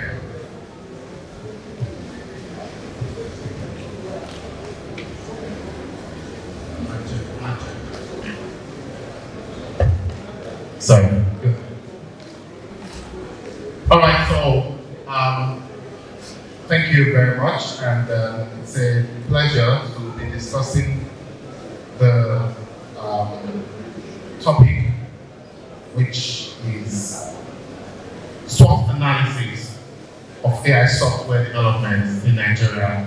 By the way, we had anticipated that we'll have another panelist so that we take a round of the SWOTs one by one. So each person will do the strengths and weaknesses, the opportunities and threats.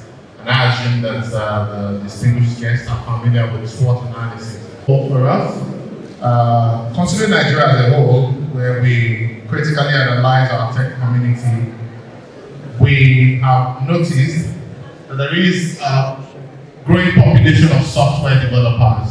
The keynote speaker, Dr. Adedunton, also mentioned that there appears to be quite a lot of more software engineers than hardware engineers. So the question now is, how do we move forward from here, considering the fact that we're in the era of AI evolution? Good afternoon, all. Well, I want to thank Dr. Ayola for this fantastic one, and that's a great question as well, and thanks to the other panelists. I think pharmacists work more, as mentioned, some important and topical things that marry software and its applicability. So sitting here before you, I'm a doctor, I did medicine initially. And from medicine, I worked in telecoms, and from telecoms I went to banking. From banking I went to fintech, and now I'm in asset management, just like Fidelity. So really, it's a combination of all that nuggets that actually brings the ability for software, bankable innovation. So to your question, how do we've actually moved? We moved from the .com era to the machine learning and artificial intelligence phase in digital technology. And we kind of underestimate that as well, because when I look at the cross-section of the participant here and the exhibitors, you have children, scholars, students from all over all walks of life. One thing that's a melting pot is the ability to distinguish how software-defined ecosystem in Nigeria has evolved in the last 3 decades. Fortunately, I worked in MTN as well. So Oluwakomu mentioned something important. When you see telecommunications, research and design thinking, they solve for big problem, big ticket item. So the evolution of Internet of Things, machine learning, AI, auto-generating AI now is the application of what we are going through in the face of the chasm. And I know that when Wave 3.0 comes, you actually find investors like myself in tech that's bringing in large bankable, research thinking into software. So I think that's where we're going into. And it's suffice to say that software becomes the 5th, not only the 5th industrial revolution, but it becomes the 5th industrial battle for Nigeria. Let me stop at that. Thank you very much. Thank you very much. And if I needed any more motivation to go further in the world of ICT, even as a medical doctor, I just got another one here. Now, you touched on the next question I was going to pose to you, which is the opportunities that we have in Nigeria when we talk about AI. You said that by RAIN 2.0, investors will be bringing their checkbooks. So what do you see as a tech investor as opportunities within the Nigerian AI system? Fantastic. You know, the beautiful thing about tech investment, most especially financial investment, is to see how you create impact for the ecosystem that you're operating at across all the sectorial plays in Nigeria. So I was quite excited about the different demonstrations exhibited by the hackathons. I touched on all the SDG goals as well. Touches on agriculture, touches on human, it touches on security. It even touched financial services as well. Now, those are the opportunities I see. Then those opportunities will solve real problems that we're going through. And I can see that Dr. Ayola and team, they've carefully curated 10, real problems that were solved. In fact, I was also laughing at the Boko Haram example that was also presented as well in terms of security. I think I really want as well. So these are things that actually affect the day-to-day life of Nigerians. So I see a lot of opportunities even in the tertiary institution for finding them young in the educational sector, secondary school, primary school, and creating that native or digital age is what we should be looking at. Because they begin to now marry bankable solution to creative solution to before Nigeria, and actually extend it to West Africa and African diaspora. That's what I think it is. Creative solutions it is. Now let's turn to Mr. Fatai Babatunde. When we look at the tech world in Nigeria, we get to ask ourselves the question, what are the strengths available in the technology world in Nigeria today? Would you like to share some of them with us in case we're unable to see it through? All right. I think that's an awesome question. Thank you. Okay. So Nigeria as a nation, there was something the minister stated when he was speaking that is very important, and that is population, right? I think by 2050 to 2000, 1 in every 4 persons in the world will be from Africa, right? And Nigeria is populated. As the minister said, around 500 million by 2050, right?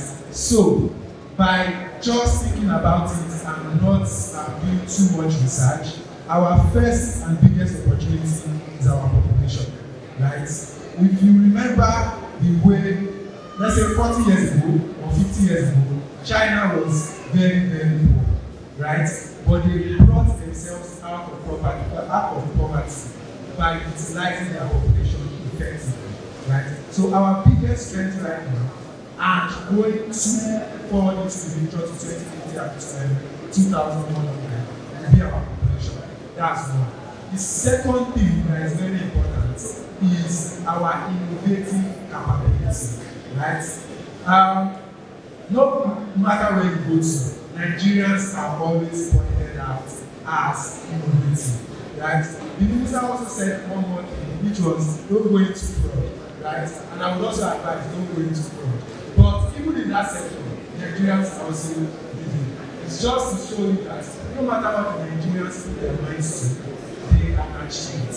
So if you are thinking of any sort of barrier that is standing against you now, just know that that barrier is not maybe the programming language you need to learn, maybe the systems that you need, maybe even the electricity. Those things are barriers for good, but the biggest barrier is your mindset, right? The innovative mindset that we have, right? So I think our biggest strength right now is our population and our innovative mindset. All right, thank you so much. I mean, you have touched on. Let's put our hands together for him. Of course, I'm sure the audience can resonate with the points that you raised, but beyond the optimism, looking at the strengths and opportunities that we have, I'd like to turn this question to Mr. Ebuka. Do you currently see some threats to the technological space in Nigeria, as it were? And would you like to share some of them with us? Hi, everybody. as a very major trend. So why the strength has been emphasized? Yes, it's a good strength, but I don't see it as a strength that will hold us for the future. Now, if you look at, if you follow innovation and the trend so far, you see how AI agents are coming into play to disrupt the workforce. You see so many startups doing AI agents from customer service, from marketer, for a salesperson, from a developer, for a customer success person. So companies are literally automating different stratas of the operations. And in the next 5 years, we're going to see a lot of very limited automations that there will be no need. In fact, there are a lot of cohorts, and they are also providing cohorts that will help businesses with sales. So in the next 5 years, I don't see a lot of outsourcing coming to a lot of manpower. And I see this as a major trend. So why I'm emphasizing the strength? If automation keeps going this fast, it's going to be, in fact, it's a very major trend that I don't see us meeting up. And I don't see the African leaders very ready for universal basic income, because you can check out UBI. Automation is going to eat you very soon, and I don't see African leaders ready for UBI. Thank you.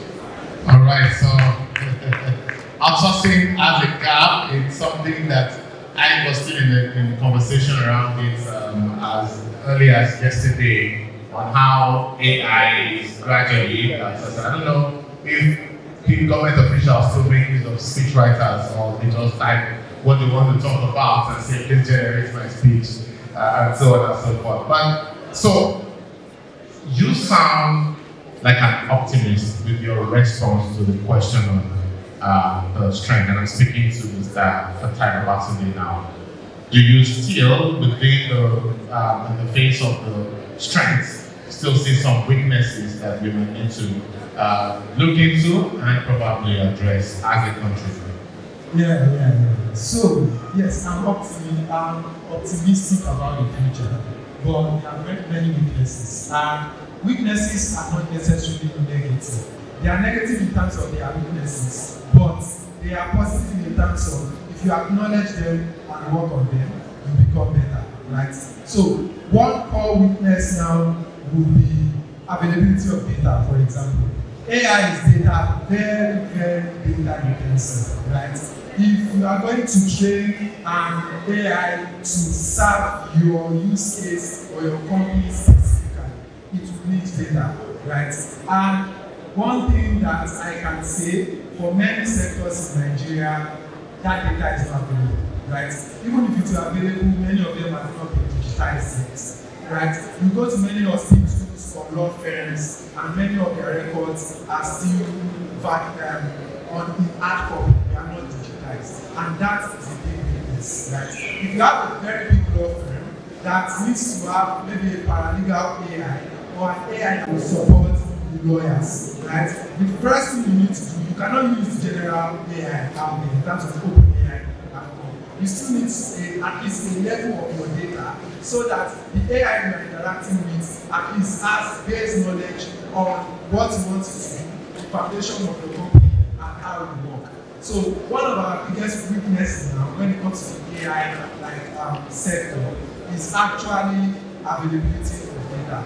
If we can at least solve that to a large extent, I believe we would actually move faster and we will be in a better position globally, technologically, than we actually do. Exactly, data availability is a gap that, for instance, when I was listening to the pitch, I was interested in some of the solutions, but that question of how much data did you use to come up with this results is actually a gap that we really need to address. So thank you very much for sharing with us. Now that we've been able to look at the key components of the SWOT analysis, let's take a deep dive. And I'm back to you, Mr. Ebuka Obi.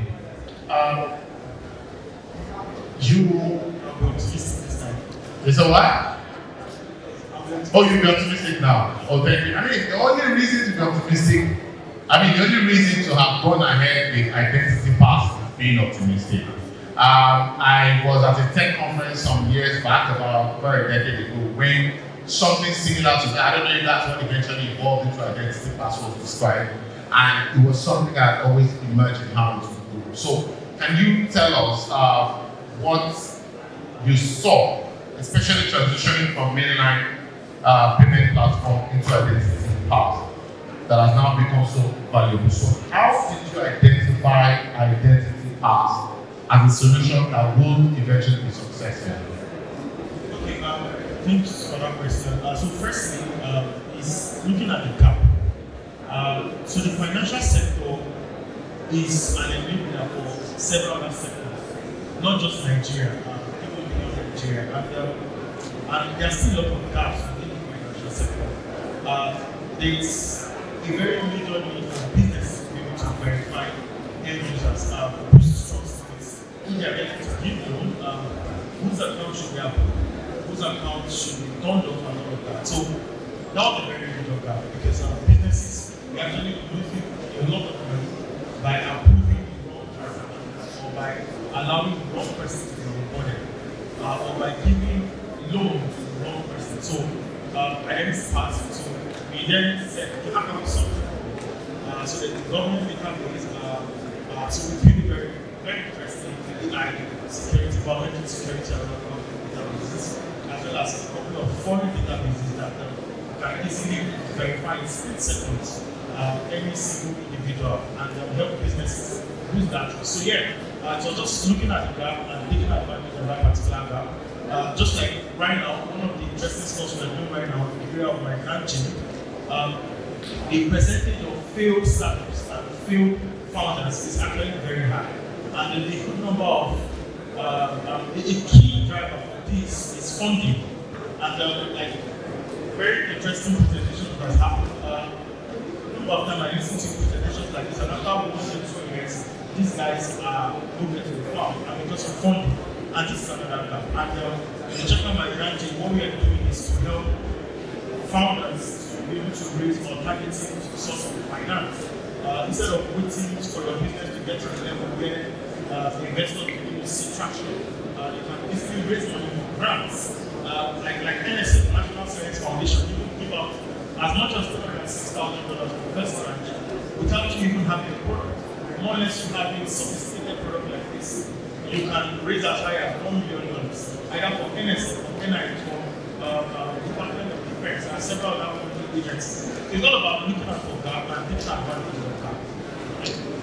Oh, that's great. I mean, verifying end user is definitely a big gap that needs to be filled, and the finance sector being an enabler is actually truth that's verifiable.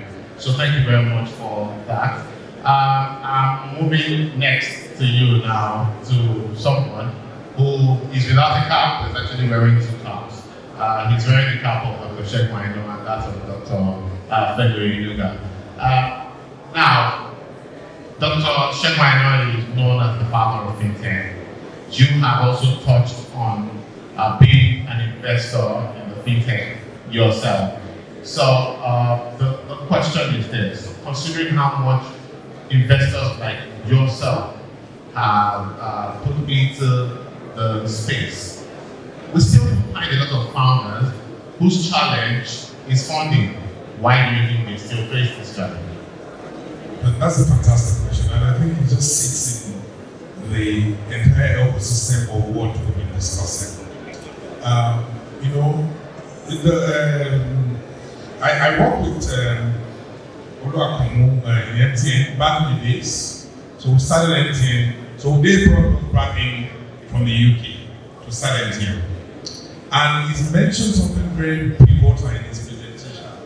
Engineers should not get choked on their discovery or their, invention. Don't live in the bubble. One of the things that most founders found that they struggle with funding is that there's no traceable track record for most of the founders. So because of that, the ability to scale their product becomes a challenge. That's number one. Number two, understanding of the local market as well. So you find out that at some point I was chief architect in Oracle and I was covering the entire African market all the way to Mauritius. And I was one of the guys that did the work on M-Pesa for Southcom. And M-Pesa was designed to solve financial inclusion issue in Kenya. But when you pivot back to mobile money in Nigeria, the design for mobile money in Nigeria was designed or pivoted around financial services and then the regulatory arrowhead to approve it. So from some funders have a problem getting the regulation to be behind them. Number 4, lack of trust. You must have a trusted relationship within investors and investees. So I mentored a lot of investee companies, about 50 of them anyway. And I also work with EMOAG most of the time. That's about 150 investee companies. One of the issues with most of the investee companies is that you give them fund and they go and buy a flat or a car rather than to develop the product. Number 5 is the market size of the product. How do you understand how this product, all the beautiful products that pitched here, is it early, is it late, and things like that. Number 6, risk assessments. Number 7, having a very good business logic that drives the bankability of the investor. Because investors don't really like you. They come in and put seed funds at various stages, either pre-seed, acceleration, and then number 7, how do we exit as well? Because most people in Nigeria that are founders, they can't wait 3, 4, 5 years to exit. So most investment goes 7 or 9 years. So when you're talking to GP in 40 weeks or it took a while to actually exit. And then I think the nice thing is that we look at the valuation of companies rather than the profitability or the revenue. So all these conundrum is what affects founders from getting money. But there's a key. A good product, a good idea, money will follow it. Money always follows it. A good idea, money follows it.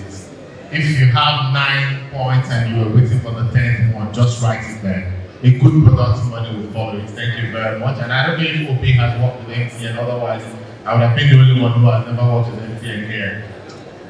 So now, let's come back to Jude for time capacity. And I'm talking about the extra opportunities available here in Nigeria. You are experienced in this field, you're experienced in the metaverse, and now you sit as the manager of the emerging technologies in MTN.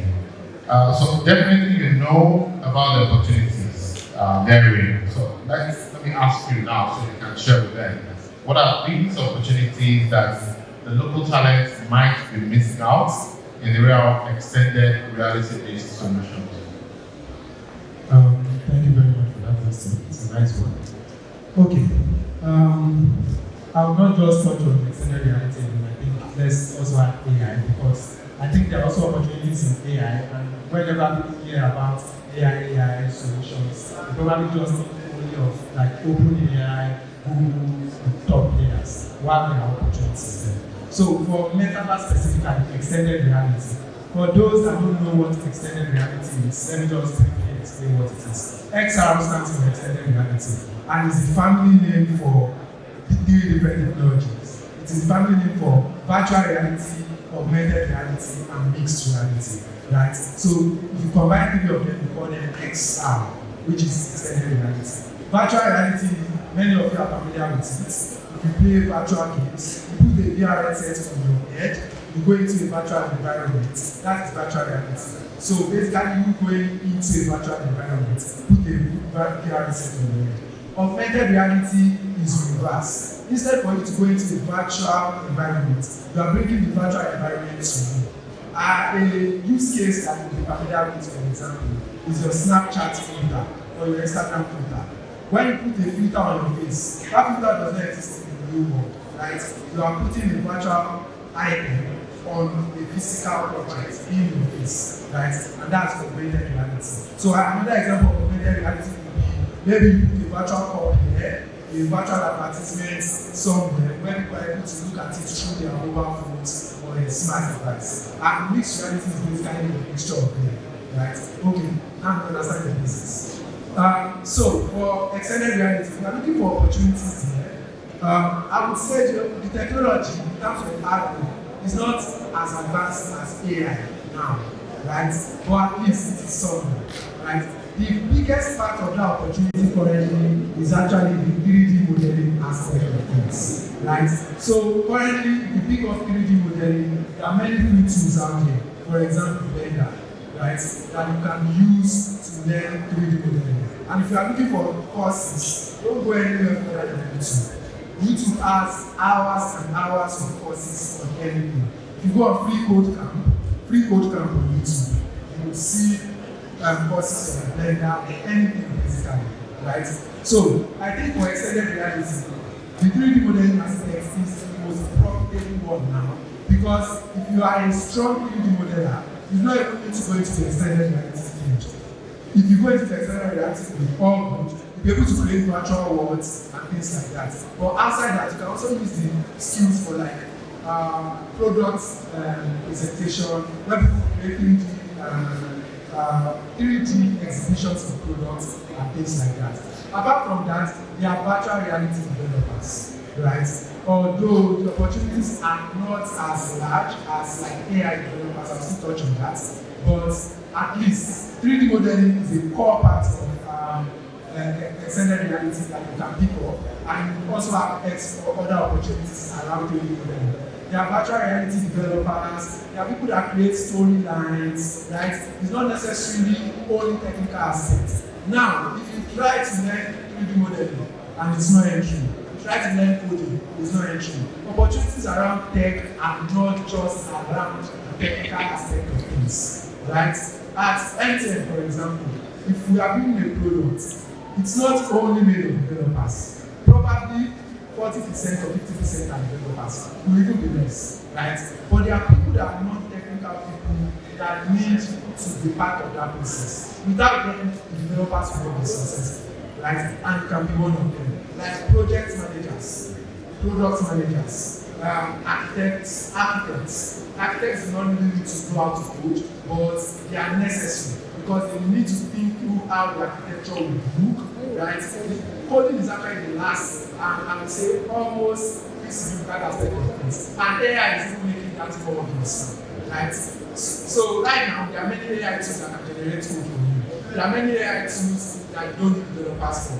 But what differentiates you from the AI tool? It is the sort of thinking and the sort of way that you go about solutioning, right? So you do not need to be a technical person to actually be involved in the technical space. Now, to touch briefly, the opportunities around AI. So when you hear opportunities around, when you hear AI, don't just think, oh, only OpenAI has access to things. You have access to things, right? They make APIs available for people to utilize. So currently, there are many people that are AI developers that know nothing about machine learning. They know nothing about training the model. They know nothing about all that. But they do know one thing: normal web development. If you can learn just normal web development, you can become an AI developer. Why? Because the large companies out there, they are doing the heavy lifting. They are training the model. They are making OpenAI models more smarter and smarter. And they've extrapolated those models and made them available for you as APIs. You just need to send your request to the model and you receive the response. So with that, as an average web developer, you can become an AI developer by utilizing external tools. Thank you so much.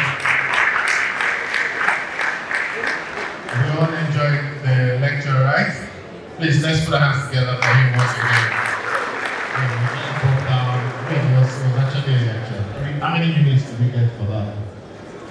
Now, so you use other people? Do you use doctors when you're designing products as well? So I can tell you my application. Now, back to Ebuka. You are a businessman. You run a data machine learning model transactions. You're based in the US. To what extent do you rely on our local talent for your work? Or are there some challenges that you want to share with us with the local talents that were available in summaries, since our time is really running fast. Okay, so real quick. So what we are seeing is a mix of foreign professionals, ex-Meta, and local professionals as well. So there's an arm of AI full of just based on local. There's an arm of finance and there's an arm of the health part. Like the health parts, we recently achieved a very big milestone with the AI system that can target any biological protein of any gene, and generates a drug that will bind to that particular protein target in less than a second. And yes, tonight we'll make it more interesting. So the engineering team, yes, I led that engineering team, and we have key researchers from Ghana, key researchers from Nigeria, chemistry professor from Learning, professor from Uganda, and more professors from MPRC Cancer Research Center, all working together and we're able to make that possible. And as I'm talking to you right now, yes, we're currently testing that model on pancreatic cancer and it's going very well. So on the local side, was still championed by external guys and local guys, so they just really very interesting collaboration between players from each of these areas, and we're making progress. Thank you so much, and it's good to know that there's a cross fertilization of ideas. So on a final note, if I may say, can I ask Dr. Uyinga, what are the noteworthy transformations you've witnessed in our tech space, and where do you see this taking us to the future? Thank you very much. Being part of Opolo, global and Opolo, wearing your finance and my own sojourn and state in technology proprietary, I've seen that as a transformation of AI, Web 3.0, social media, social marketing, all that important, interesting stuff in the tech space. People forgot the era of Nokia phone, all that, not and now they're carrying fancy phone around and things like that. Even that hardware / software, cousin, is that transformation we've seen in tech space. What are the sweeteners for the future? In fact, pretty big, because this reign 1.0, by the time we're coming back to 2.0 and 3.0, we'll probably see 5G, proliferation of data, ethical coding, and things like that, and automation, and autonomous as well. Really trying the software economy. And to say, I believe that technology is the fifth industrial vertical. Thank you very much. Thank you so much. I see that the MCs are warming up to chase us out of here, but not without appreciating the convener and the entire RAIN team, Dr. Said Olushola. I've always been very proud of you, and I'm still very proud of you. Good job you're doing, and please keep up the good work, and to the entire team for the support. Let me also appreciate this insightful panel for the doing justice to the topic. We've been able to do a SWOT analysis of the Nigerian software industry. We have a very engaged audience. Thank you so much. Let's put your hands together for yourselves, right? And I believe that we're all leaving this better equipped with the knowledge and understanding of where we were and where we're going to in the software space in Nigeria. Thank you so much, Bernard, for your time, and we call it a wrap here.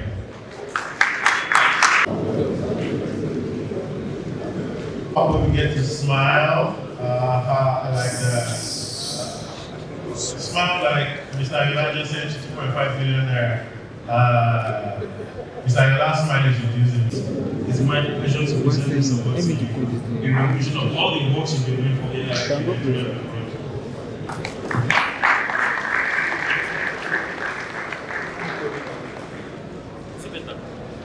And to Mr. Dr. Femi Oyinka, I'm so sorry. It's not easy to do a PhD. And even though Dr. Femi Oyinka is representing our father, Dr. Segun Aina, he has done extreme justice because he himself is a very highly accomplished personnel in this area of AI, robotics, and of course tech space and fintech space. So it's our pleasure to present this award of appreciation to you and of course to Dr. Shemayino in appreciation of the immense knowledge and experience you've shared with us at this summit today. Now, ladies and gentlemen, we'll be listening to our judges. And first, we'd like to hear, especially from the Regional Director, Africa Robotics and Autonomous System, SP International. We're talking applause for the one and only Dr. Chinedu Ogus. Put your hands together for Dr. Chinedu Ogus. Put your hands together. Put your hands together. Put your hands together.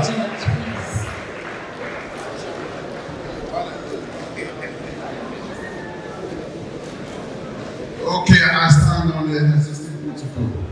Thank you, everybody. As one of the judges, we all brainstormed. We listened, we evaluated, we saw everything. So I will just give a quick remark of what we saw and our advice. So, you see, because when they came on stage, there was a limited time for Summit 2.0. I feel that they should go straight to the point and not reading PowerPoint presentation for me. PowerPoint, I've had enough of reading. You get my point. So I expected that, like the guy that brought drone out here, just fly it for me and say, this is what I did this, I did that, I did it to achieve this. Okay, the people that developed the app, why not just display the app and explain on the app and tell me, this is what the app can do for you, do this, do that, do this, so that I can know what to do. They were all good. Everything they presented, everything was good. But for me to improve further, go straight to the point and present so that the audience can know what you are doing. Thank you very much. Thank you very much, sir. I hope we took notes of those observations. All right, so the next judge I'll be calling for the short remark is the Executive Director of Amatu Technologies, the person of Dr. Chineme AC. Please, a round of applause for our judge as he steps to the podium to give his remarks.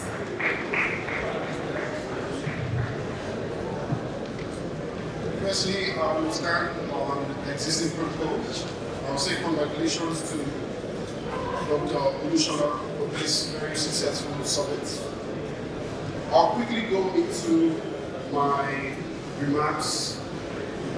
Firstly, what I'll say is I was in your shoes before, and I just want a very quick round of applause for everyone who contested. So you've all done a good job. I will suggest, that next time, think beyond, in a sense, beyond university type presentations, as part of the previous judge said. The other thing I'll also say, just going by some of my experience, I've stood as a VC previously, so as an advisor, you take advice seriously. In terms of your problems, what I would like to see is more metrics, right? So I saw one person or one team gave a measure of the TAM, which is the total addressable market, which is very good. So I would like to see the rest of mimic in a similar fashion. The other thing I'll say, as I said, perhaps previously is show metrics. So how much of a pain are you solving? How much are people currently paying to solve that problem? And once you have a solution, how much of it is the total addressable market, as I mentioned before? How much can you get for your solution? More on the solution. Simplicity is key. So there's a good book I'll advise you to read. It's called Good to Great. I was suggested that book by a company in the UK who are very successful in robotics. You might know them, they're called Shadow Robotics. They were making $2 million in recurring revenue annually, and this is in pounds, to 10 and then 20, just by reading that book. I would suggest that book. But what the book says is that innovation doesn't necessarily mean going through research, spending 20 years, and then come up with a solution. All you need to do is take in work that already exists, right? Off-the-shelf solutions, and combine them in a very novel way. So I would suggest simplicity is key. It's a round of applause for him. Now we're moving on to the announcement of the results. This result shows months and months of hard work and how profiting or how rewarding it can be. Now, ladies and gentlemen, I can confirm with me that this result here has been completed by Deloitte and cross-checked for discrepancies by MultiChoice Africa. And the winner for Rain Hackathon with a sum of 1 million naira goes to DJ now. But before we announce, we'd like to have a quick talk by a very young mind doing great things. He's a generative AI engineer and he's going to be speaking on AI tools for business. So get ready, we'll announce the result. But first, give a resounding warm welcome to Samuel Isogwe. Put your hands together, put your hands together, put your hands together. Put your hands together, put your hands together. You'll be addressing us for just 10 minutes. Please put your hands together for him, please put your hands together for him. Wow. Hello everyone. My name is Samuel. Well, first, I would like to appreciate Dr. Sheila. I remember we met in Abuja during the National AI Conference, and we were in the same room. And I looked at him and said, "You are knowledgeable and you are humble. Like those two together is one of a kind. Thank you very much." So my name is Samuel. I'm an AI engineer and consultant. I help businesses to build and implement AI solutions to help them drive innovation, improve their business process, and also run sustainably. I've built over 60 AI solutions being used by businesses here in Nigeria and also across the world. And I have just one goal today, and it's just less than 10 minutes now to deliver. And my goal is to ensure that by the time you leave here today, you start using AI intelligently, and you also start using AI to improve the quality of your life and also the quality of your business.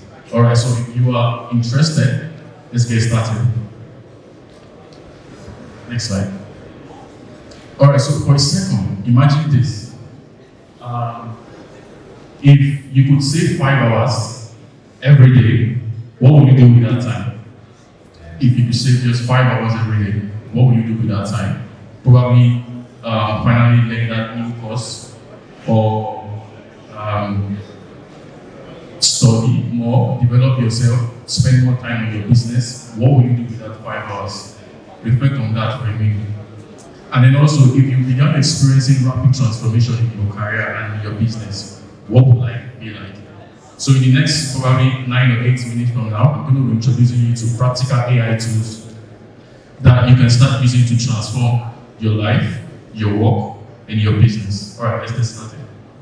From ChatGPT, there is also Claude, similar to ChatGPT. There's Gemini, and then the baddest guy in town now is DeepSeek. Now, every one of them do almost similar things, writing, brainstorming, summarizing, but they all have their strength. Now, for Claude, for ChatGPT, content creation, for Claude, human-like writing. For those of you who like to write love letters, it's best to use Claude because it sounds more human. And for Gemini, it's multimodal, so you can process text, images, videos. And also DeepSeek is one of my favorite right now. If you are very used to brainstorming, if you're very used to doing critical thinking stuff, you make use of DeepSeek. There's a feature in DeepSeek called Deep Think. When you use that feature, it goes into deep reasoning. So you really want to try DeepSeek right now. And now, AI tools for productivity and research. So you want to look at Gamma. This particular presentation is created by Gamma. I did my brainstorm on ChatGPT. I took the content, fed it to Gamma, and Gamma creates a presentation. The good thing about it is that it creates even the image, the charts, the design, the color, everything. All you just need to do is give Gamma your content, and your creation is like out. Trust me, you need to try out Gamma. Then for research, Perplexity and Notebook. Now for Perplexity, imagine Google plus AI. With Google search, you have to be jumping from page to page, right? Looking for information. With Perplexity, it's like Google plus AI. You search your query on Perplexity, it brings those information to you right there at the chatbot. For Notebook LM, very, very good for research. You want to try this out as well. You can upload documents for your research, various documents, and it's going to extract information from that document. I use this to analyze the National AI Strategy Draft. I was opportune to be in Abuja, and when I think the minister spoke about it earlier on, when he said about over 100 AI specialists was brought to Abuja to draft the National AI Strategy Draft, and I was opportune to be one of that. Kudos to me, thank you. So, for meeting notes, Fireflies is your go-to guy. There's Otter, there's TLDB, there's Phantom. What we don't know about this is that there's something called cognitive switching, and we pay the price for it. When you're listening, you're taking notes, you're paying the price for entering the flow and creativity. With tools like this, it's freestyle. You can listen on your meeting, and the AI does the writing for you. The transcription can refer to other AI tools like ChatGPT, Gemini, which I mentioned earlier. You can extract important information from that.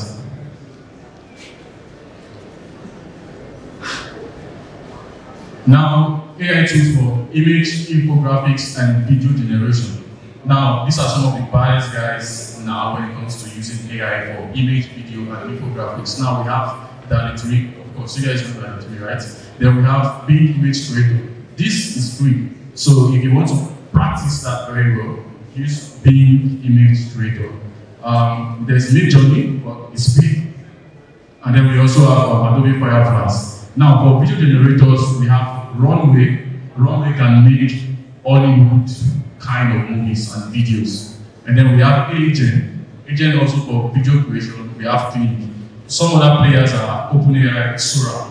Then there's Google View. So there's a lot for you to play around with. Then for infographics, Napkin.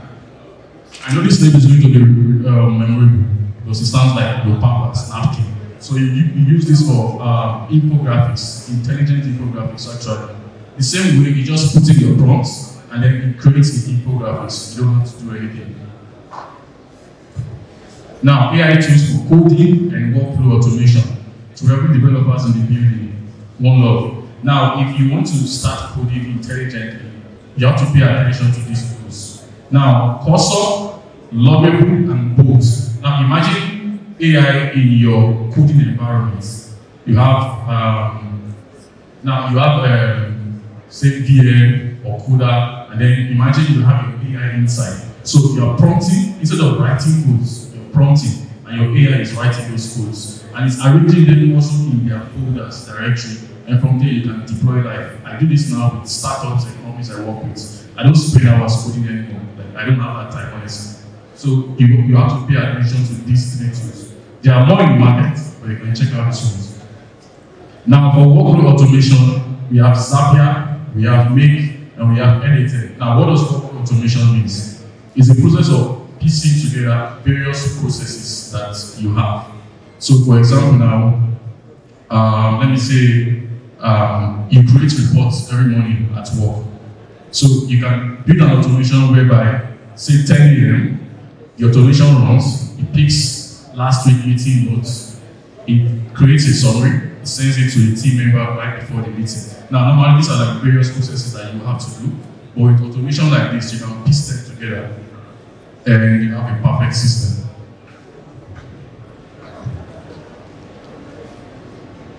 Now, how do you make AI work for you? I think this is the most important part. First, one tool at a time. Start with one tool. Think about the task you do repeatedly most of the time. Pick that particular task, and then pick one AI tool that does that task very well. Then also, you have to experiment. Don't jump into using paid tools yet. You might be discouraged. Start with free tools. When they work for you, and then you move on to paid tools if you want to.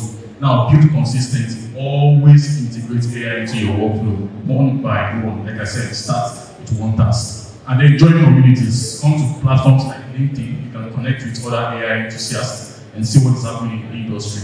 And you can learn how to begin integrating AI every day into your workflow. Yes. Now, AI is a tool, but not a threat. There's so much information about Terminator, about AI just becoming cyborgs, shooting everybody and all that. But there is more to AI than that. Now, the future of AI is human plus AI. Human plus AI actually makes you a superhuman. Now, I want to use just this one word. AI will not replace you. But the bad news is that those who use AI could replace you. So, please use AI. Thank you very much. We'll be starting with the third place and the second runner-up. And the third place for the Rain Summit Hackathon 2025 to win the total prize money of 500,000 naira and many more perks from Rain Nigeria. Ladies and gentlemen, your third position and second runner-up is Team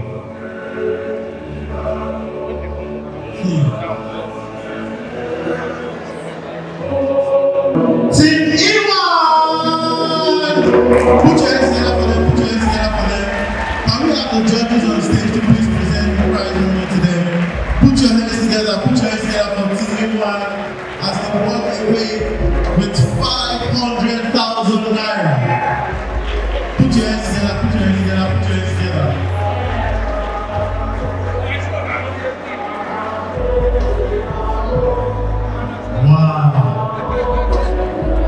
This was made possible by the amazing guys at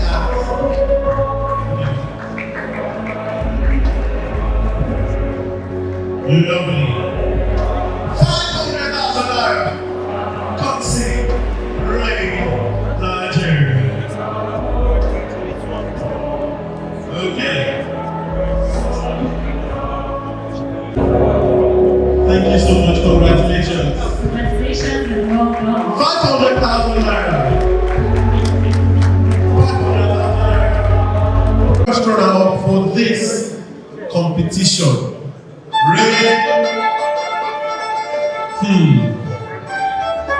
Are you ready? And the second position is Team.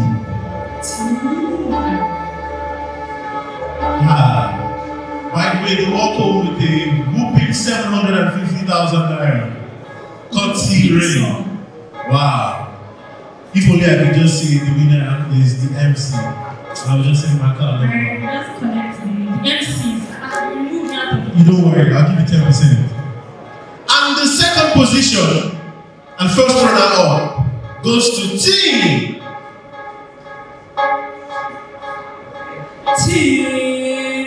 Impact Hall. Put your hands together for them and come forward. Yes,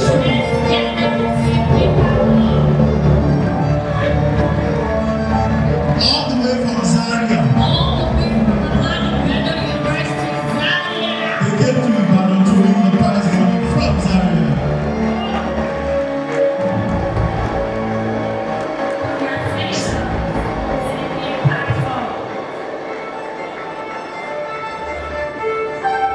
The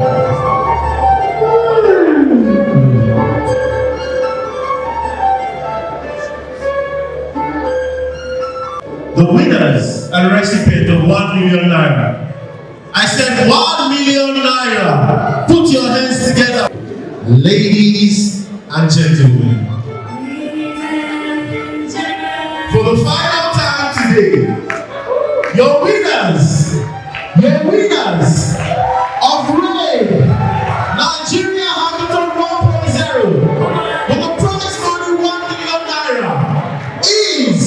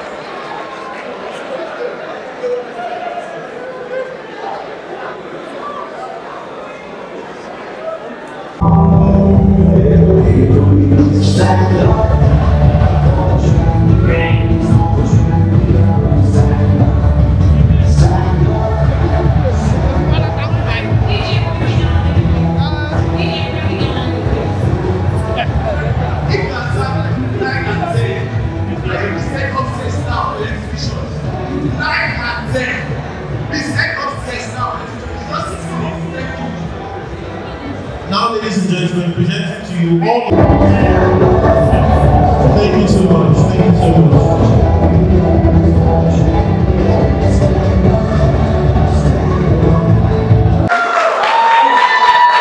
Put your hands together. Put your hands together. Can we put the hands together for Chidimma Oguli Impact Amplifier Award? Please put your hands together. Thank you very much for hosting us. We had such a great time. We look forward for you doing great things in robotics and artificial intelligence. My name is Nayem Williams. And see you at RAIN Summit 2.0. Put your hands together for yourselves. RAIN Summit 1.0 just recorded to be absolutely successful. And here we have the winner, the outstanding and excellent performance from Team Vitalink. And guess what? They're walking home with 1 million naira from RAIN. How do you feel being here today and being the winner? Today has been predefined by God, and today we are very excited that God brought us this far. Thank you. All right, winners have just few words to say. The productivity and prosperity that nations want to build will come from smart application of AI. And with what it's building, we will start to see more direct application coming from the innovation that the young people that is supporting are building. And that's what any nation wants to see. Our role is to continue to support, our role is to continue to invest in infrastructure that will enable it and make it happen. This is still the RAIN 1.0 Summit in the city of Ibadan. It's the first of its kind, and right here with me is the convener, the brain behind all of this. Let's meet you, sir. My name is Dr. Olushola Elola. I'm the founder and CEO of Robotics and Artificial Intelligence Nigeria RAIN. I'm also the convener of the RAIN Summit, and this is the first of its kind here in Ibadan.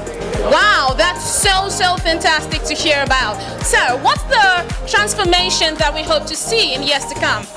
Certainly, there's a whole lot of transformation that is coming to all sectors, the health sector, education sector, the industry, the manufacturing, agriculture and so on. And the point is for all stakeholders in various sectors to be aware that the world is transforming, and they must upskill, they must absorb the talents that already are existing, and they must encourage more talents, because it's the only way to survive in the growing world of technology that we are in now. We need to enlighten them on what AI means for their businesses, what does robotics mean for them, and how can they tap into these things. That's why we have this RAIN Summit to talk about the reign of transformation that is upon us. Great. If you were to sell RAIN to people in 30 seconds, what would you say, sir? I'm going to say to them that when it rains, there is a storm. But at RAIN, we brainstorm. And for every problem that this country has, RAIN is the solution to it. Wow, I am so blown away by that. Thank you for putting this together. Thank you for the transformation that is coming. We can't wait to see it. Thank you so much for your time. It was such an honor to have you here. Have a lovely day, sir. All right, this is the just concluded RAIN 1.0 Summit in the city of Ibadan and Nigeria. And right here with me, I have honorable speaker here today at this event. But there is quite a misconception about your portfolio, whether you brought OPay to Nigeria or you were the former CEO. Would you tell us more about that, sir? Thank you. My name is Olu Akomo. I was president and co-CEO of OPay Nigeria. Before that, I was executive director, retail banking at FCMB, and I was chief marketing officer of Airtel. So I've done all sorts of things in tech, telecoms, banking, fintech, FMCG, and I'm also a pharmacist from Medcare, where I had my first degree. Fantastic, thank you so much. All right, we are still here at the just concluded RAIN 1.0 Summit in the city of Ibadan, and I have here with me Dr. Eze. All right, Dr. Eze is here with us. So, what do you think about this summit today? So it's very remarkable, right? As one of the judges said, or one of the persons on stage said, we are making history, and we actually are. There's a lot to do in robotics. I'm also been building robots since I was 9 years old. You know, represented Nigeria a couple of times, and I've seen that this is a huge space, and that's exactly why I'm here. I recognize the impact, the good work that Dr. Olusola has done, and we're looking forward to more. Wow, Dr. Olusola has done a great job to bring this to the history of Ibadan and Nigeria in general. Sir, what would you say to the future of Nigeria about this transformation is about to bloom? So that's a very interesting question, right? Because I've also been backed, similar to the journeys they've taken. I had a very good job in the UK. I've worked for Google, I've worked for all these big companies. I was also invited to help with the recurring efforts right now using robotics. But I've chosen instead, in sacrifice of all of that, to come back to Nigeria because I've seen and recognized the way forward that we can play a role, right? So one of the ways that Africa can play a role, especially Nigeria, because we actually have lots of key capacities, is one, we train our people in all of the tech skills. The interesting insight is that tech and intelligence is evenly distributed around the world. With access to internet, with access to electricity, everyone actually has a level playing field. And because we are a nascent growing community, we actually can achieve a lot with a lower cost price point and make us extremely competitive around the world. So there's a huge opportunity in Nigeria. Wow, fantastic. Nigeria, Ibadan, and all over the world, watch out for the robotics and artificial intelligence Nigeria. The transformation is going to be explosive. Watch out. It's such an honor to be here with the Vice Chancellor and the Olubadan in waiting. I couldn't help but capture that moment there. How do you feel to be here today, sir? Yes, I feel great to be here, and it's my pleasure also to be here and to be sharing knowledge with my people here. And when I say my people, I mean the Gen Z and pre-Gen Z and the digital natives and the digital migrants. So it's my pleasure to be here with us today. Thank you so much for that, sir. And also, your speech was so good. I can bet it we have a lot to take home today. Looking at the transformation that we've come through over the years, what would you say that the future holds? In Nigeria, as the Honorable Minister also mentioned, we are the leaders of today and tomorrow. And all what we just have to do is to get our basics right and reposition ourselves for tomorrow. Can we meet you, sir? Okay, hello everyone, I'm Timmy Olagunju. You could call me Time, but remove the E and put the I. I work in the intersection of AI, technology, law, and policy. Oh, fantastic. That was a really detailed one. All right, first one. Could you please tell us what do you think that attendees and participants here today will take home from all of this? What do you think they will take home? Something that stands out. The saying goes that, inquire what you require from those who have acquired what you desire. As you see, it's a convergence of people that have done the little they can in that space. So it's an opportunity for a lot of those who are trying to learn about the space, are enthusiastic about the space, to meet those who have done stuff around the space and who are doing stuff around the space, so that there's a synergy of the kind of solutions that we come up with that caters to the specific needs, concerns and challenges that confront Nigeria and Africa as a whole.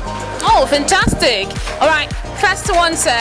What do you think is your absolute favorite of this event today?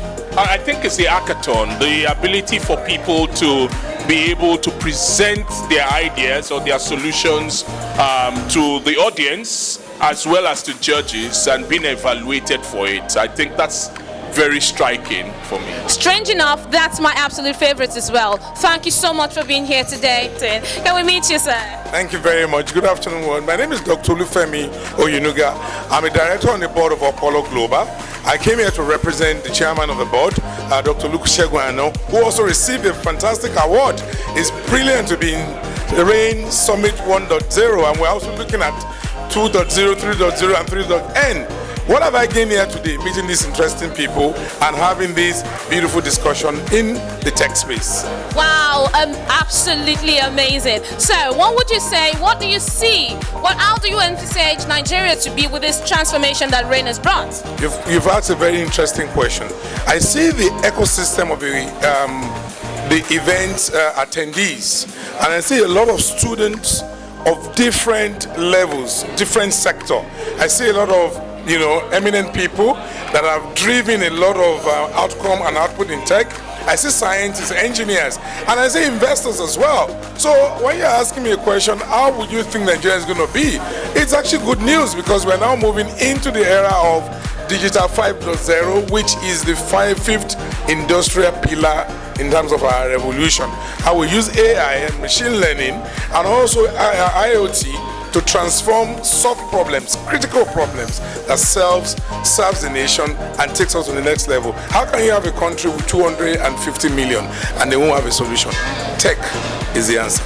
That talents are evenly distributed in society. It's opportunities that are not.